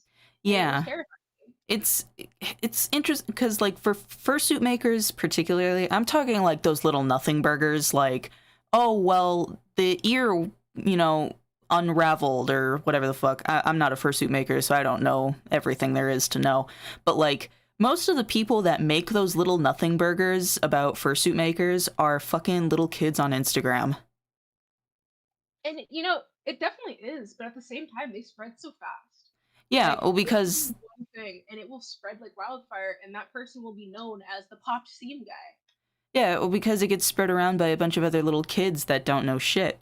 And I mean, that doesn't make it like less damaging, but at the same time, it's one of those things where the adults of the community should be able to look at that and go, no, that's not right. But then they don't. You'd really think that as an adult they could be like, I'm gonna read through this and actually determine who I think is wrong. But they will just look at the headline and Yeah. read it. Face And value, that's basically. because I've actually had situations where there was someone who was innocent Yeah. that the Beware was made on, and I didn't feel like with my platform even, or like the credibility I had, any of that, I did not feel I would be able to do it justice, and I didn't think I could clear their name, even if all the evidence was there. And that was my biggest fear, was this person is being slandered and I can't prove it. So the Beware content, just in general, like just cancellations, it could be anything, like from T channels to to Kero the Wolf, even like anywhere in that. When And you it's surround yourself with negativity, it messes with you in ways you don't expect. And this is not that long form content is bad, but this is where I feel like people take advantage of long form content because they make fucking essay long Beware documents that are fucking 100 pages long and fucking 2-hour videos about a kid that traced a fucking hand, and then they back on that long form content like, oh, nobody's gonna watch this, nobody's gonna read this, they're just gonna take my word for it because they don't have time. If I wanted to make a video about just all the people who have Bewares that are even just the credible ones, I would have a video for every day of the year. But if I put myself in that position, I will, like, it will ruin my mental health. It will just be so awful. Yeah. But people do definitely take advantage of just long form content because it really comes down to whoever is loudest and first is the one people will agree with. Because you can have two-parters on situations, like just two-part videos. Yeah. The first one will always get more views than the second part. Yeah, well, because everything everybody needs to know is within the first 30 seconds, of course. Oh my god, yeah, like just the title alone is like, yeah. Kero's back. Everyone knows, you know? Yeah. Kero's back. Holy shit, ring the bell. Like, fuck. If I'm being completely honest, I'm just exhausted about hearing about freaking Radiance or Kero or whoever. I still call him Kero. This fucking Radiance shit. Nah. Oh my god. Can't be asked. So silly.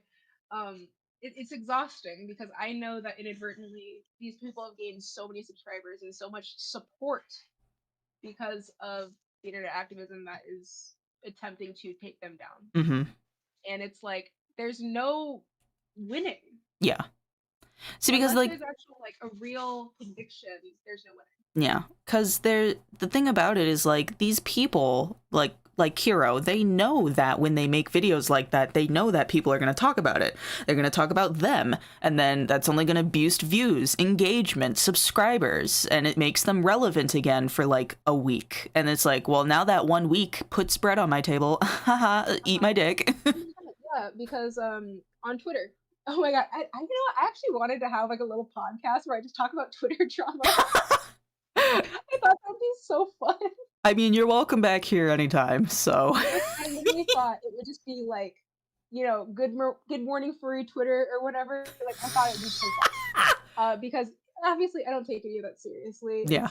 Block out all the names. Like, Twitter drama's new every day. Mm-hmm. But there was last week, someone was like, this person is posting fetish art. They draw overweight characters. And it was just like a character with like realistic proportions. Oh, I saw that tweet. Well, what the fuck? Oh my god, it blew up. But because that person was just being a little hater, they got the artist like 2,000 more followers, like overnight. Yeah. And it's like, when you hate on something, you incidentally potentially bring a lot more support its way, which is a double-edged sword. Mm-hmm. Not that that artist did anything wrong. They were just, they were just drawing different body shapes, but... No, they're an amazing artist. Yeah. And it's always nice seeing positive, good representation of body types. So Right. it's good that they got it, but that's still, that person was being a hater, and because they were being a hater, they got this person so much more followers, which is good. But still sucks that it's, it's just like, you know, it's such a double-edged sword. Because it could also happen in the reverse, where a bad person Yeah. gets a lot of subscribers. Like, I can't imagine every single person following Shane Dawson is like in support of what he's done. Like, hate follows are a thing. He still has 50 million subscribers. Of course, of course. You know, people that hate watch, people that just want to archive his videos, people that just, you know, want to make content about him later, you know, it's all of those people, so. It's a mixed bag. I mean, like, you will have people who will comb through your follows, Yeah. and they'll assume you support every single one, which I always think is nonsense, especially as content creators. It's like, no, like, someone came to me saying, why do you follow Kero the Wolf on Twitter? Yeah. And I'm like, why do you think I follow Kero Yeah, the Wolf I was on like, Twitter? if you had two brain cells to rub together, you would know why. What do you mean? Like, so I've been in that situation multiple times Mhm. where, yes, I follow problematic people because clearly if they're problematic at some point, they're gonna nuke their Twitter, they're gonna private, and I want to be there, so I have all the information. I ready. need the receipts. That's just another thing about the Beware content, is like, people just don't recognize like what you have to put yourself through. But Mhm. I will say that if you do get too deep in the trenches, you will end up in a similar situation to what you talked about earlier in the stream with the Coyote Lovely. With Coyote, yeah. You have to at some point say enough is enough, and you can't put yourself in those situations where you compromise yourself, your friends, your family, and you have to realize like there is a limit to when I am participating versus when I'm spectating. Right. But it's so much, and like, I know it's furry drama. Like, don't get me wrong. I know we're just furries. We're just silly little people in silly little We're just costumes. silly little I get it. fuzzies. I get it. But at the same time, we're real people with real issues, and this is annoying. Like, all of this sucks. Like, this has been a crazy day. Not even just a crazy week, a crazy day. Like, within the last 24 hours, everything that happened, like, just everything. It feels like everything that could happen has. Mhm. And I'm curious if anyone else is feeling that way, because it really feels like Mercury is, like, so far in retrograde, it's like getting into Gatorade. Like, it is not making any sense anymore. Yeah, it's been wild. It's been wild for sure. Definitely an odd one. But yeah, if there's anything else you want to talk about on your stream, I won't keep you. I just wanted to rant about that PurpleYEENbean situation because it's been taking up my week. No, I mean, those are pretty much the three heavy hitters I had to talk about. Everything else was just gonna be like stupid, non-important shit, like the feral art debate again, and artists charging too much for their commissions, and you know, bullshit. Twitter drama. Yeah. Twitter drama. Yeah, like there was someone who was like outed for feral today, like every day. Really. Yeah, every day. Every day. And that's never fun. Because they always double down, like they like triple down on it. And it's just so obnoxious. It's like, dude, or like Pokemon. Like, people will be like, oh, Pokemon, like, is it feral, is it not? And I'm like, dude, you know, there's like there's a life hack, a 5-minute craft. Yeah. If you just take any feral character in Pokemon and you just like prop them up, and all of a sudden the controversy just goes away. Yeah, put him on 2 legs. Now I can fuck it. Literally, it's like, it's so simple. And I get that because of that simplicity, people argue like, okay, well, why can't it just be the other way? And it's like, dude, just respect that people think it's fucking weird, and like, you're gonna be seen as a weirdo who's like probably into weird shit. Like, that's the line, okay? We've drawn the line in the sand. If you want to be on the other side of it, you have to deal with the consequences, you know? Yeah, like the Pokemon thing, obviously I understand the Pokemon thing, because it's like, hey, bro, you know that's an animal, right? Well, it's fictional, it's not real, and it's like, uh-huh. Okay. Because on some level, like, people will like try to like give me this like college level essay of like, well, actually, like, Pikachu is the same like intelligence as like Meowth, and Meowth can talk, and Meowth's on 2 legs, and it's like, and I'm like, listen, okay, I don't have the time of day to care this much, okay? But I'm not saying that they're like doinking dogs, but Yeah. I have every right to say I think this is weird Yeah. and I don't support this person. I think you're weird. I'm not gonna levy an allegation, especially a life ruining one, because of like what Pokemon you want to doink. But Yeah. at the same time, you have to recognize there are people who will not support you because of this. Like Yeah. reasonably. The Reasonably. whole Even if it's just what type of Pokemon. Yeah. Reasonably. The whole Pokemon thing, obviously I get the Pokemon thing. Like, hello, bro. You know, rub your brain cells together. But like, if it's somebody's like persona, and like obviously that's like somebody's own personal character. Like, they don't actually think they're a fucking dog. That's just their persona. Like, that's the shit. That's the worst moral conundrum for you. Oh, okay, go ahead. I'd love to hear it. Is it worse to like never mind. No, don't be shy. Don't be shy, put some more. How morally gray is it to do pup play in a realistic fursuit? In a realistic fursuit? Yeah, I'm talking like the ones that are like super realistic. Like, how morally gray is it to do pup play in one of those? Well, see, I mean, like, because the thing about that is, like, if we're talking about real life situations, and so I'm gonna get real with you for a sec. I take sex and sexual related themes very seriously. I'm not like they fucked a fursuit. Well, of course, for everyone in chat, of course, we're gonna be briefly talking about things like this. Yeah, so. and so my ultimate my 3-step process here is it consensual? Are they adults? Are they safe? Like that. Those are my 3, top contenders. Are they being safe? Did all parties consent? Are they adults? And if the answer to all of those questions is yes, what you do with your genitals is not any of my business. And I completely agree. I'm like literally just in the word consent. You like minors can't give consent. Like Correct. Consent is an all-encompassing word. Is like, do you consent to it being potentially dangerous? That's also a level of consent. And like, do you consent to like this the more hardcore stuff, things like that. Yeah. Are you an adult and do you want this? Things like that. And so it's difficult because I can't tell people's level of cognitive dissonance, right? I can't tell when someone's drawing something, like how close to reality it is for them, because some people it's like 1 for 1, like they draw what they want and Yeah, they draw their fantasies. But at the same time, there are people who literally are just like, I'm on commission basis, I'm gonna draw really crazy stuff. Yeah, whatever. And I got commissioned to draw a dog dick today, so that's what I'm gonna do. And it's terrible because I'm like, I hate the fact that like I can't tell, so all I really can do is just block, because it's like I can't levy a terrible allegation against somebody. Yeah. Especially like the NSFW side of the fandom, it's really difficult because a lot of people say the fandom's oversexual. I disagree. I actually think that the fandom is just as sexual as it needs to be, because we have artists who their entire job is drawing dicks. Yeah, I mean, it's just as sexual as any other community. Have you seen FNAF? Like, my god. Hellish.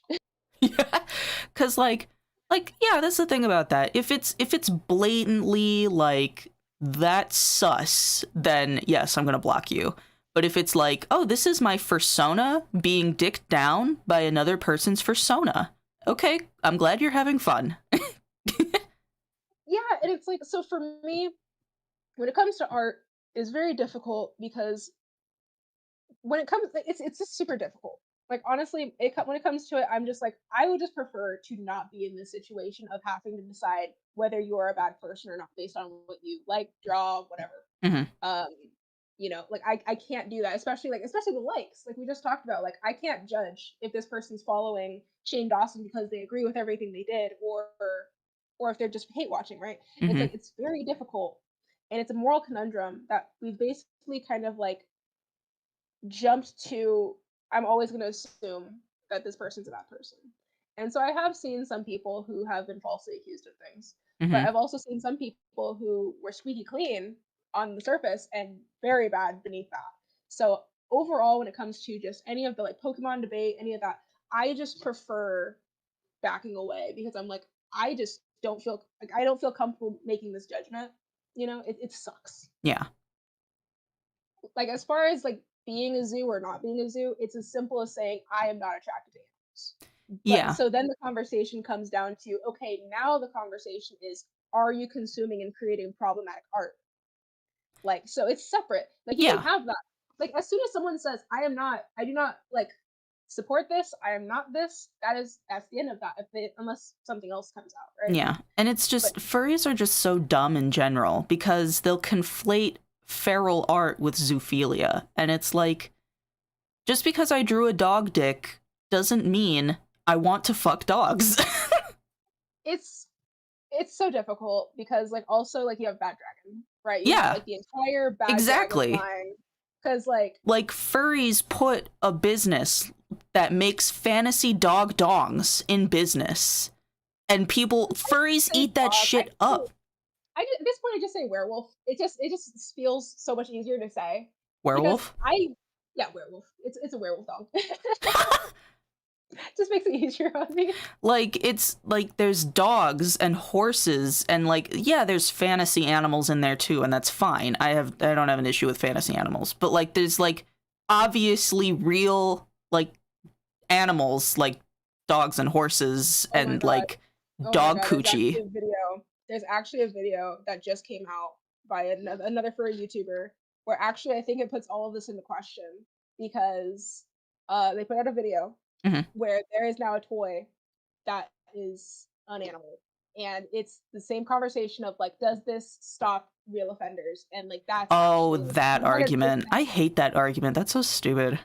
It's 100% like if someone purchases this for those reasons, like that is on an FBI watch list. Red flag, sister. But yeah, like I've seen some people get canceled for owning Bad Dragon, and I'm like, okay, now we need to realize like our standards are getting a little weird. Yeah, I bought this dog fleshlight so I don't have to fuck real dogs, and it's like, you've thought about fucking real dogs? What?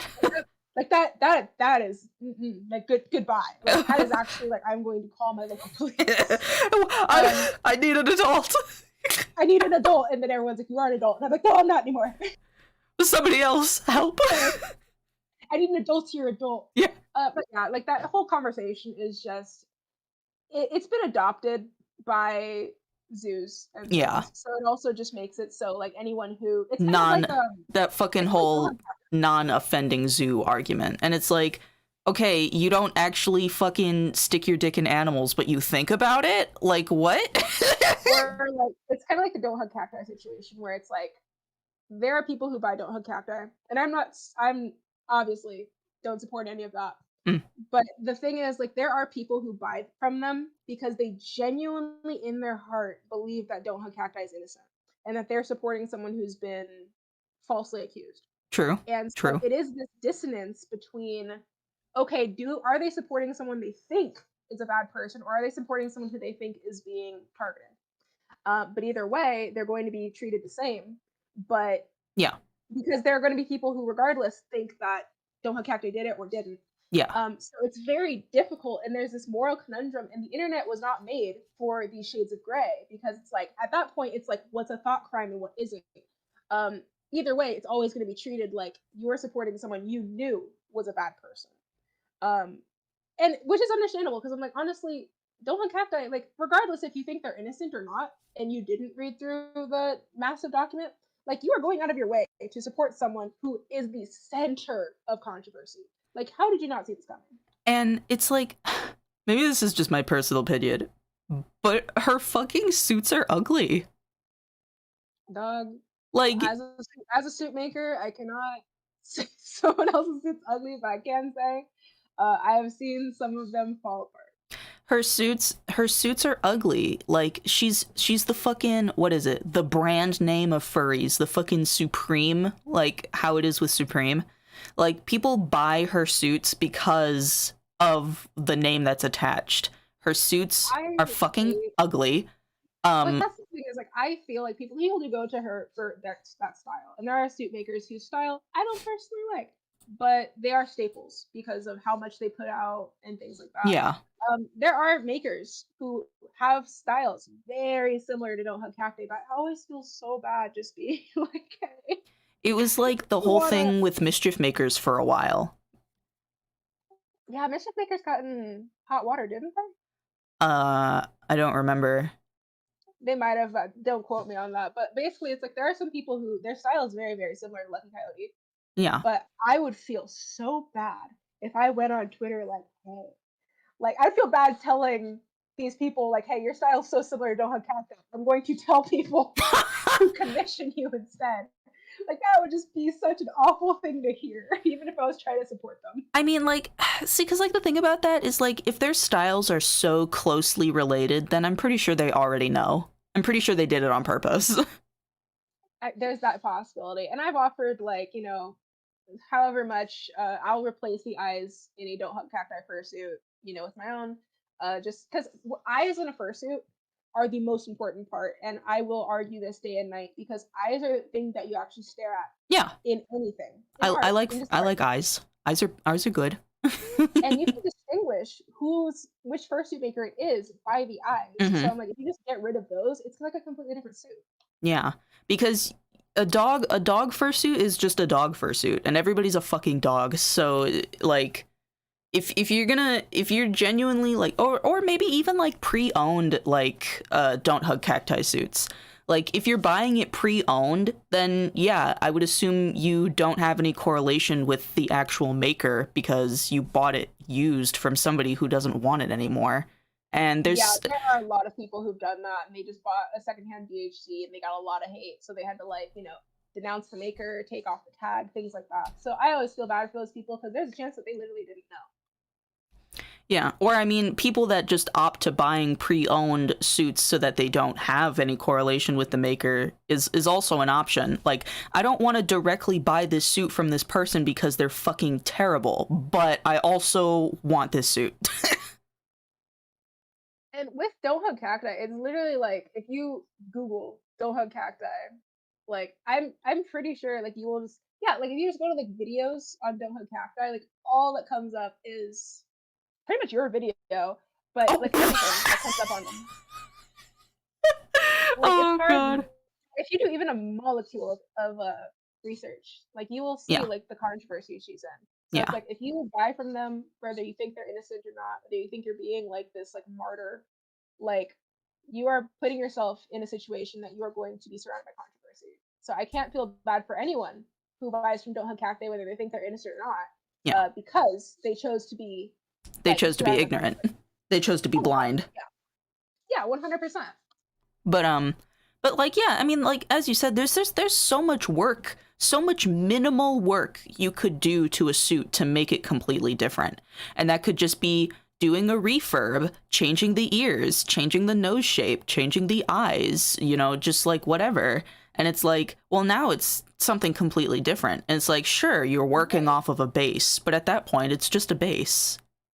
Right, and like as for Twitter drama, like I am honestly considering making like a Friday podcast or something like that. Like YouTube actually just installed podcasts like 3 days ago. Like there's like a little tab for it now, and I'm curious what that like entails. I'm really curious if there's anything for like streaming help or anything like that. But I'm like I genuinely want to have a little like one where I can just talk about like Twitter drama, but not anything like serious like zoo or pedo allegations like that. Right. I wouldn't touch with a 10-foot pole because honestly, like, yeah, because I will look at both sides, and I have been criticized for looking at both sides, and I'm not doing it again. Like the idea that you can be seen as like a sympathizer because you read both sides is a terrifying. It's one of the things where it's just people are so fucking stupid. Like, because that was the whole thing that happened with me and the Don't Hug Cacti thing was, I interviewed her, and now everybody's like, oh, you fucking sucking her dick, you just want a fucking DHC suit, oh, you guys are friends, and it's like, I don't fucking know her first name, chill the fuck out. Dog, this is a long time ago when Kero first came back.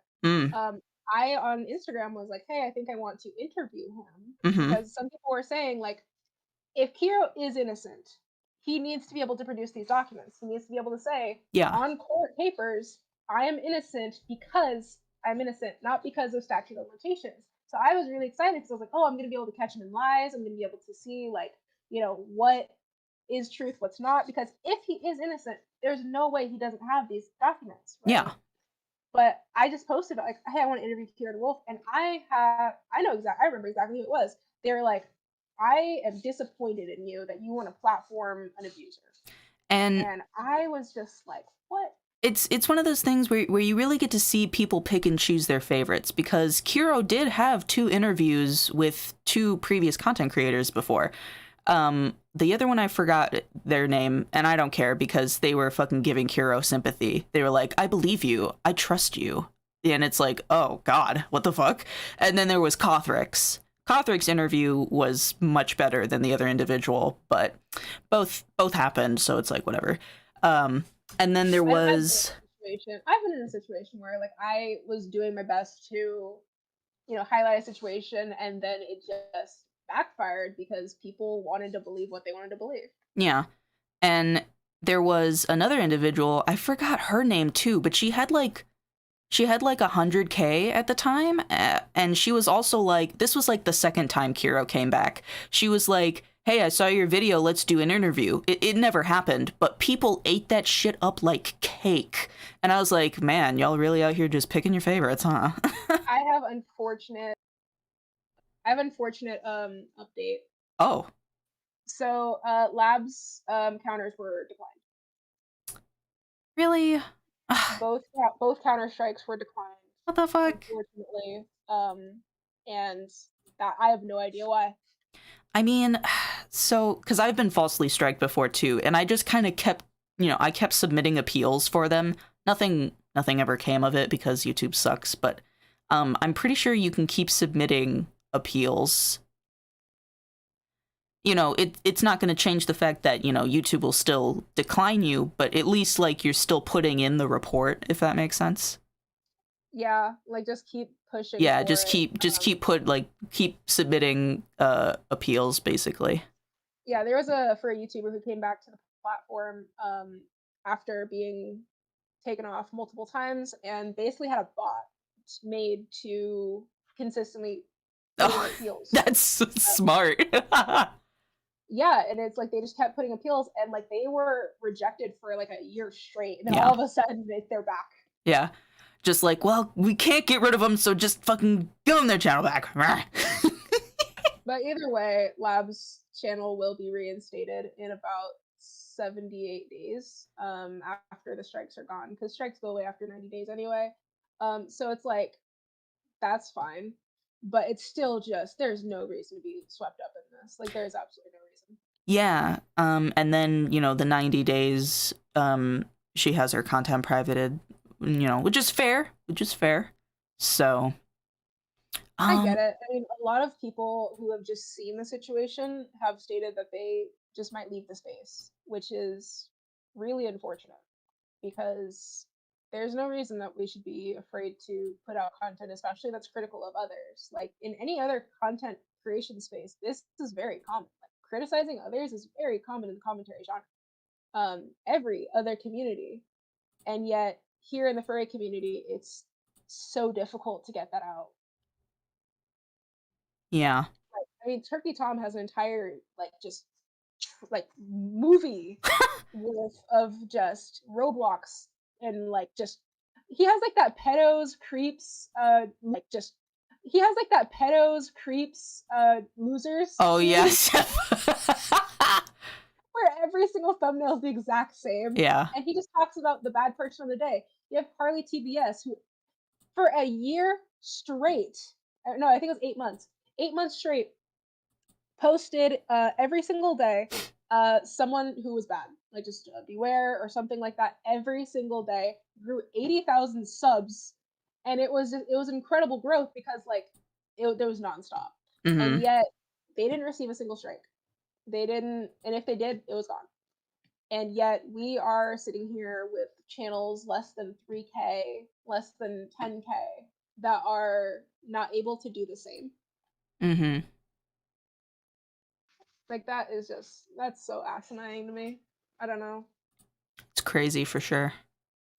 Like, I get furry is like such a niche hobby, and it's stupid to a lot of people and whatnot, but the fact that because we are furries, I feel we have less representation and less people willing to reach out to us, because there are bad actors, especially right now with like, you know, burning bridges of people.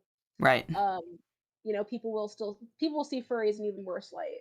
You know, all you see are the big headlines of hypnotist Sappho, Yeah. Kero, you know, bad people, but you don't see headlines of last year in 2022, furries collectively raised $1 million for charity.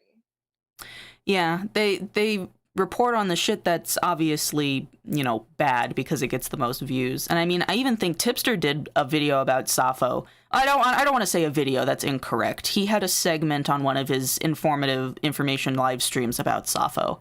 And I was like, damn, fucking Tipster talking about Sappho? What the fuck's happening right now? Oh my god, yeah. And like 100%, like all zoophiles just you need to get help or get out. Like Yeah. that's the reality. Get help or get fucked out. So I want to make that completely clear, regardless, is like there's always going to be debate about what art is problematic, what's not. I mean, even Tipster got in trouble for like liking Lolly something on Twitter. No, it wasn't Lolly. It was like an anime girl, but everyone perceived it as Lolly. Yeah, it wasn't him that liked it. It was one of his friends, and everyone was fucking giving them shit, and Tipster stepped up to try and defend them. And then everybody was like, bro, it's clearly Lolly. Yeah, and it's like the fact that you can be called a pedo for that, like even just defending someone who didn't do anything wrong, like you can be roped in as a pedo. Like that's exactly why I don't deal with those conversations, is because Pedo by association. Yeah, there's so many nuances to these situations that if I cannot look into a situation like fully and actually look at the background of somebody and all these things, I'm not gonna like go off your Twitter post on this is a bad person, because that person deserves to defend themselves. That person deserves to not have a life-ruining allegation against them if they are innocent. So, like, but at the same time, it's like furries, all you get are the bad. You get the cringe compilations, you get like the big videos about all the bad people. I love the cringe compilations. They're so funny. They're my favorite. They're good. They're just a bunch of low blow for any community, like Jellybean, Roblox, fucking the Gacha Life community. Yeah. They're all cringe compilations, and they're so easy. They're just so funny. Maybe I'm just easily entertained, I suppose. And it just sucks because I feel like there is not a furry out there right now, for a YouTuber who is actively, positively representing the fandom in the way that we need. I mean, there used to be, but they all like quit. Picari, she is doing a shirt business now. She is going to be coming back to the platform, but still, you know, it's like Picari was like the furry. You had Stormy Wolf. You had Ace of Hearts Fox. He's been gone for a while. Any furry that really was a positive welcome to the space. Yeah.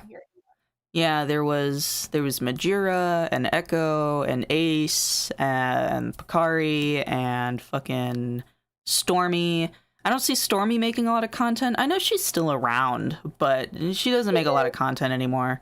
Yeah, she's like finding her footing with like animation and stuff. Yeah. I think she has some more, and she also got a new fursuit as well. Yeah. Distance in the last one, but I still don't feel like there's anyone hitting those kinds of numbers anymore, because the golden age of furry on YouTube is gone. Golden age of furries is dead. Furries, old news. Literally, like the golden age of furries is gone. If you want to get on space and you want to have a good time and you want to grow, good fucking luck. It is just like, you know, TikTok. Like TikTok, it's still pretty easy to get a following, but it's like there are times where if you hop on at the right time, you will blow up. Like Frostfox and Jellybean, like they hit those algorithms just right. But be hard pressed to, oh my god, there is one thing though I think that works that I'm gonna be trying. Okay. So there are multiple YouTubers that have utilized shorts, and Frostfox is one of them. Yes. That they will go just in fursuit and they'll just do shorts every single day, one a day, maybe 5 times. There are 5 furries that I can just kind of think of that within 5 to 7 months hit 100,000 subscribers apiece just doing that. Yes. So a good example of this is a fursuiter I've been keeping my eye on. She's relatively new to the community in general, and she just got her fursuit Shit. When did she just get her fursuit? If you're talking about ZK art, I think it was the No. Oh shit, not copyrighted music. Her name's Starberry. Starberry Yes, Dream. Starberry Dream and ZK Art. There was a few other ones that Yeah. had also done it. I just can't remember their name off the top of my head. But Yeah, they she- all have done the same formula.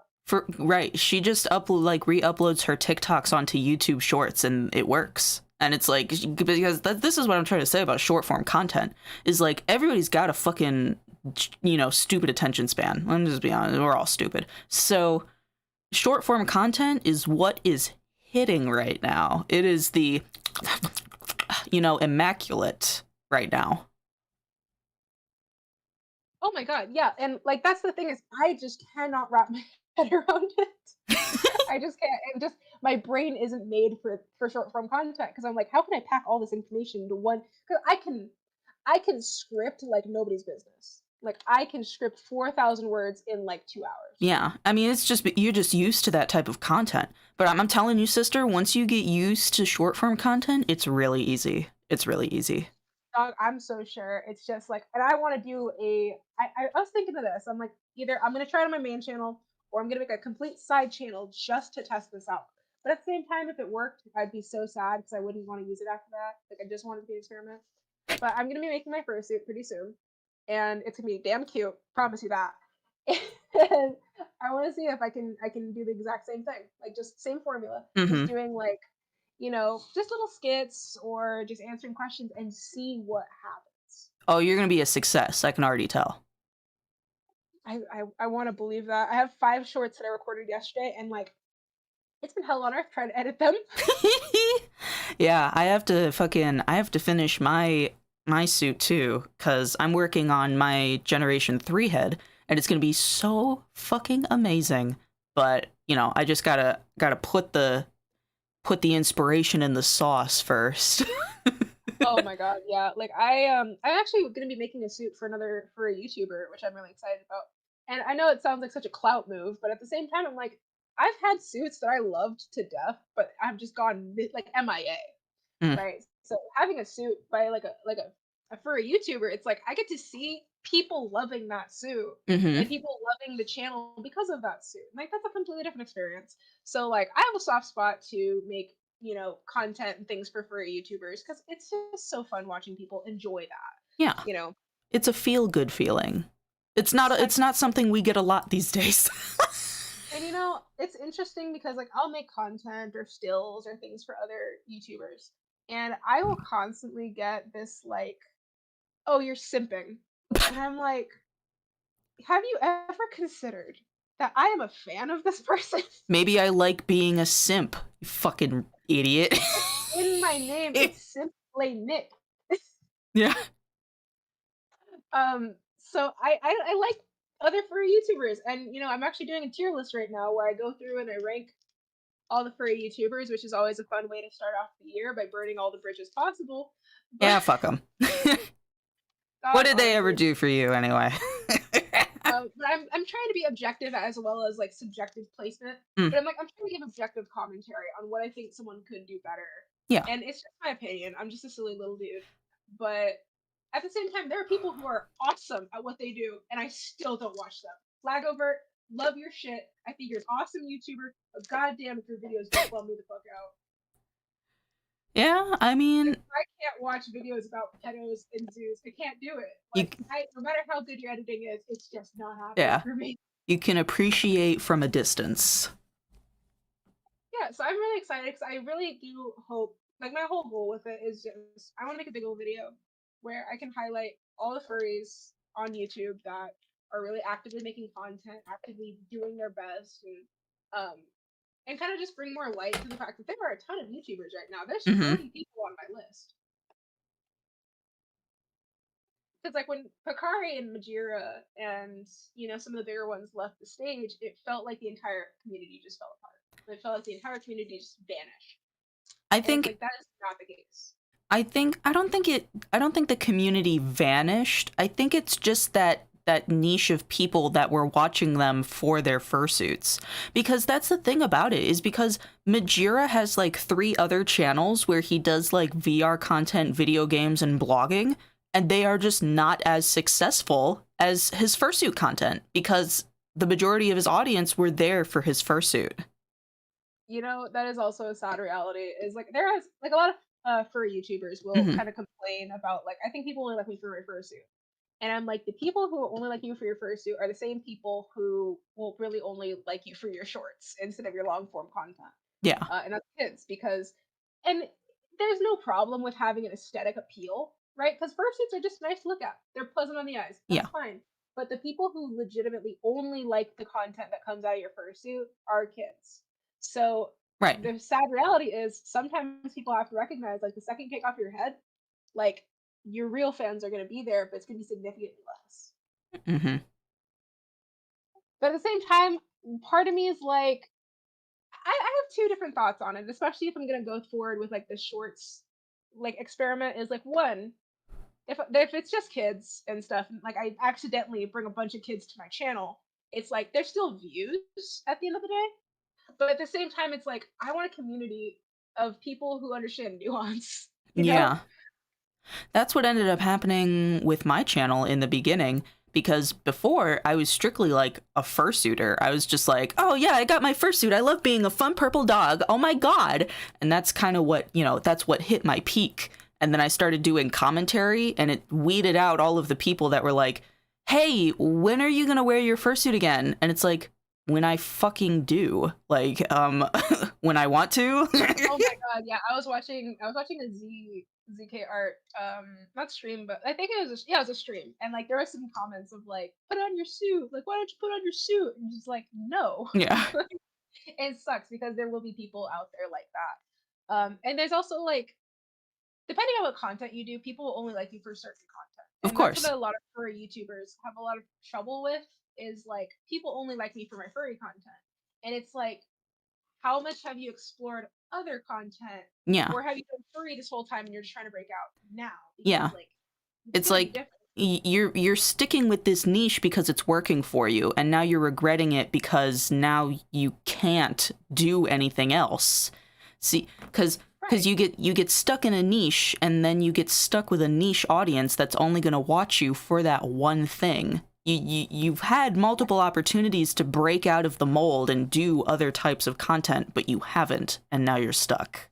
And there's so many examples of people who were able to break out of that genre that did well, and they are furries. Mhm. They just happen to be furry adjacent at that point. Yeah. You have Nani. PK Russell did good for a long time. He fell off because he just took a really long hiatus, and then it didn't come back well. Spoctor did really good. He just also kind of fell into that what we were talking about with the beware content, where you kind of fizzle out. And he's done a better job anyway. But you can still be furry adjacent and very successful. It's just you have to break out of those bonds. Like, you have to just consistently figure out like what you want to do. But people bank on furry and like, oh, top 10 furry crushes and like dad's furry Yeah. fandom and hottest Pokemon of all time. And it's like, of course you're gonna be stuck in the furry niche. Yeah. When I do a Pokemon tier list, I'm a zoophile. But when Markiplier does his Pokemon tier list... No, I know exactly what you're talking about. I hate that. Oh my god. Because Game Grumps. Yeah. Game Grumps, they received a lot of that. Where it was because Dan was pass on like a lot of Markipliers, but then he was like smash on like Vaporeon. Well, because Dan's a furry, didn't you know? Oh my god. Well, Dan was just like, the second he tried clarifying why, it was just like, it's like, Dan, just don't say anything. Markiplier got away with this because he did not clarify. Yeah. It's okay. Just shut up. Like, dude, if it's Pikachu, it's Pikachu. Just don't say anything. Just move on. Just don't acknowledge it. Just keep plowing forward. I've been wanting to do a Pokemon tier list, but Jesus, it is so not tier list, but like a Smash or Pass. Yeah. But it is so long, and I'd only probably do Gen 1, like legitimately. And I would want to have discussion, but I feel like the discussion would just like bury me in the dirt. Like, explain yourself, and it's like drill or something. Well, why do I have to? Why are you asking? Stop. You're like sweating, and it's like a Rattata or something. It's like the worst Pokemon, and you're just like it just doesn't make physical sense Yeah. anymore, and you're just like, just let me have this. A Weedle. It's just like a Steelix or something. It's like, Jesus. And you know, there are some videos that I've been planning, but Yeah. I need people who can match the level of like aggression that I'm wanting to go for.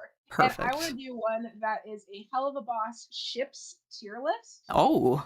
But I need people willing to fight for their beliefs. Like I really, like I don't like I have cordial conversations all the time. You Yeah. know, I never have the space where I can openly just say, actually fuck you and everything you stand for. Yeah.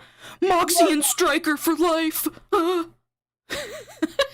I want someone to be able to like literally look me in the eye and say like I ship like Luna and like fucking like Brassica and like and I want them to explain and I want them to be passionate because that's what I'm going for. It's just I don't know. I want just to have that one space where I can just like have such a level of audacity, you know. She's like, give me and the chaotic energy. I want chaotic energy just once. I never get to do it. I never get to be chaotic because and that's my niche in a way, is where I kind of buried myself in it. But I think Mhm. it's also the best. It's like I don't get overly emotional because I like whenever I talk about someone who's especially annoying, whenever I actually take the time to roast somebody, it hurts so much more. Like if I'm usually just very cordial and I'm like, yeah, this is not a great person, versus when I say this is a stupid fucking like it like the room goes silent.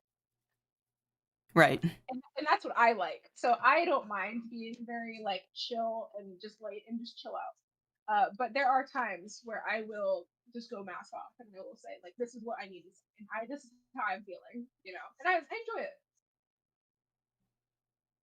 But the other video I want to do is just like furry, like it's the generic furries, you know, it's like the Nick Wilds and the Robin Hood. Oh, yeah. I want to tier list them, but only like you can only have so many on one tier. You can't always Yeah. put them in F.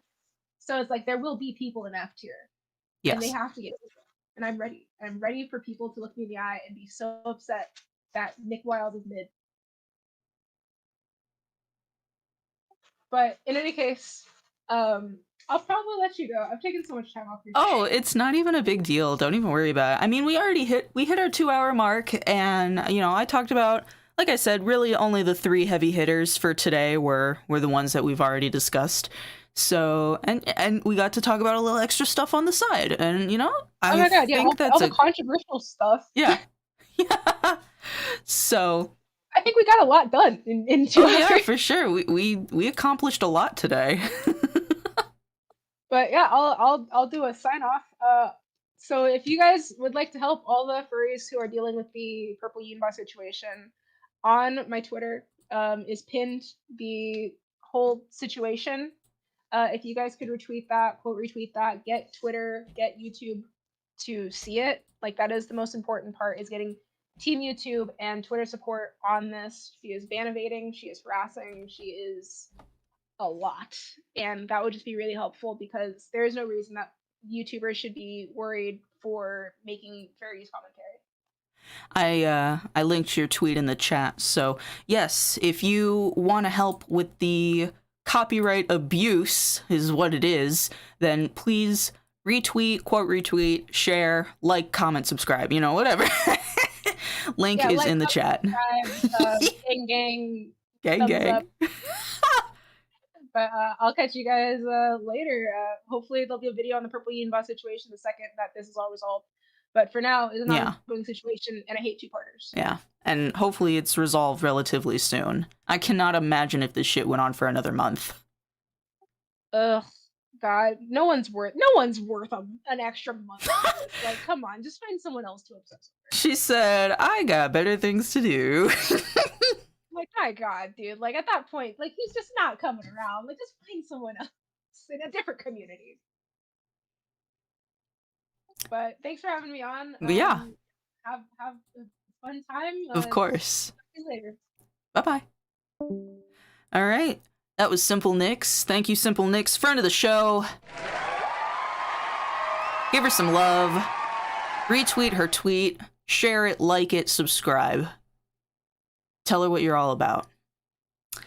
And yeah, like I said, we've hit the 2-hour mark. We've talked about our heavy hitters today. We've, you know, talked about a couple of things on the side, and yeah, that was pretty much all I had planned for today. If anybody has any questions, any comments, any concerns, I will address them now before hopping off. So, if you got questions, comments, concerns, now is the time.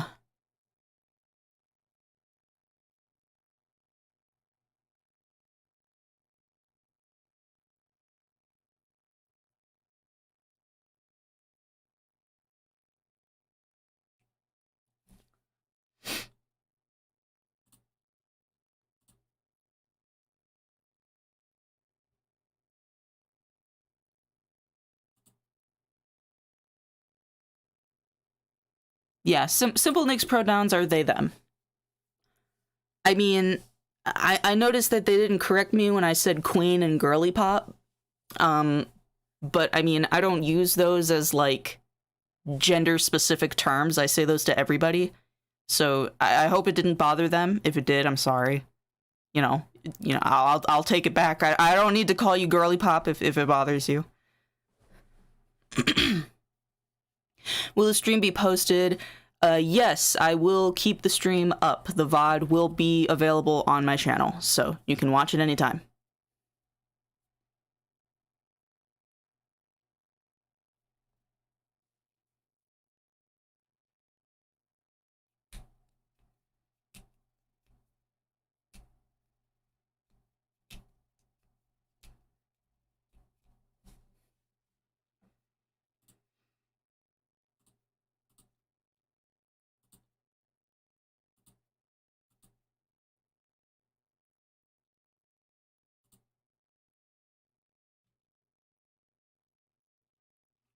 But, yeah, just a recap of the things that we talked about today, the Coyote Lovely thing. Obviously, we're all very hurt and very distraught about the situation. It's never easy losing somebody you considered a friend. I hope he heals. I hope he learns. I hope he gets better. I hope he doesn't hurt himself. And I told him that too. When all of this came out, I messaged him. I basically said, I hope you heal. Don't hurt yourself. So it's always tough. Kero the Wolf stuff, nobody's surprised, and I don't think anybody really cares anymore. At least to me, Kero the Wolf has become an irrelevant individual.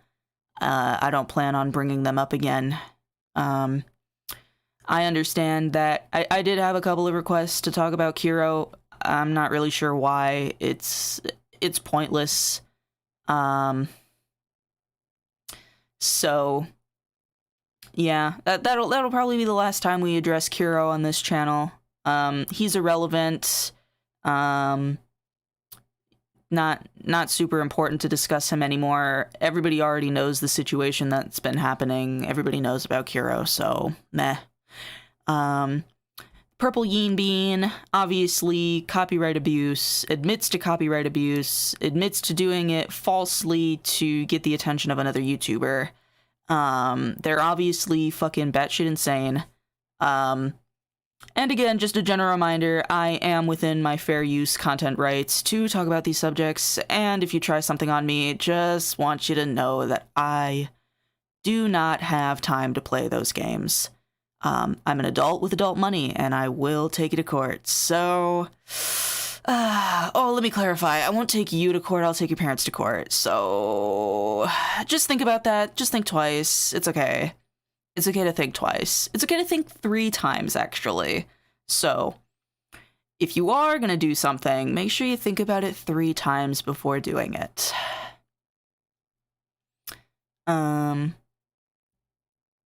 Looked up to him and his content. Yeah, it's very disappointing. It's not a good time for anybody right now. It's very, very disheartening. But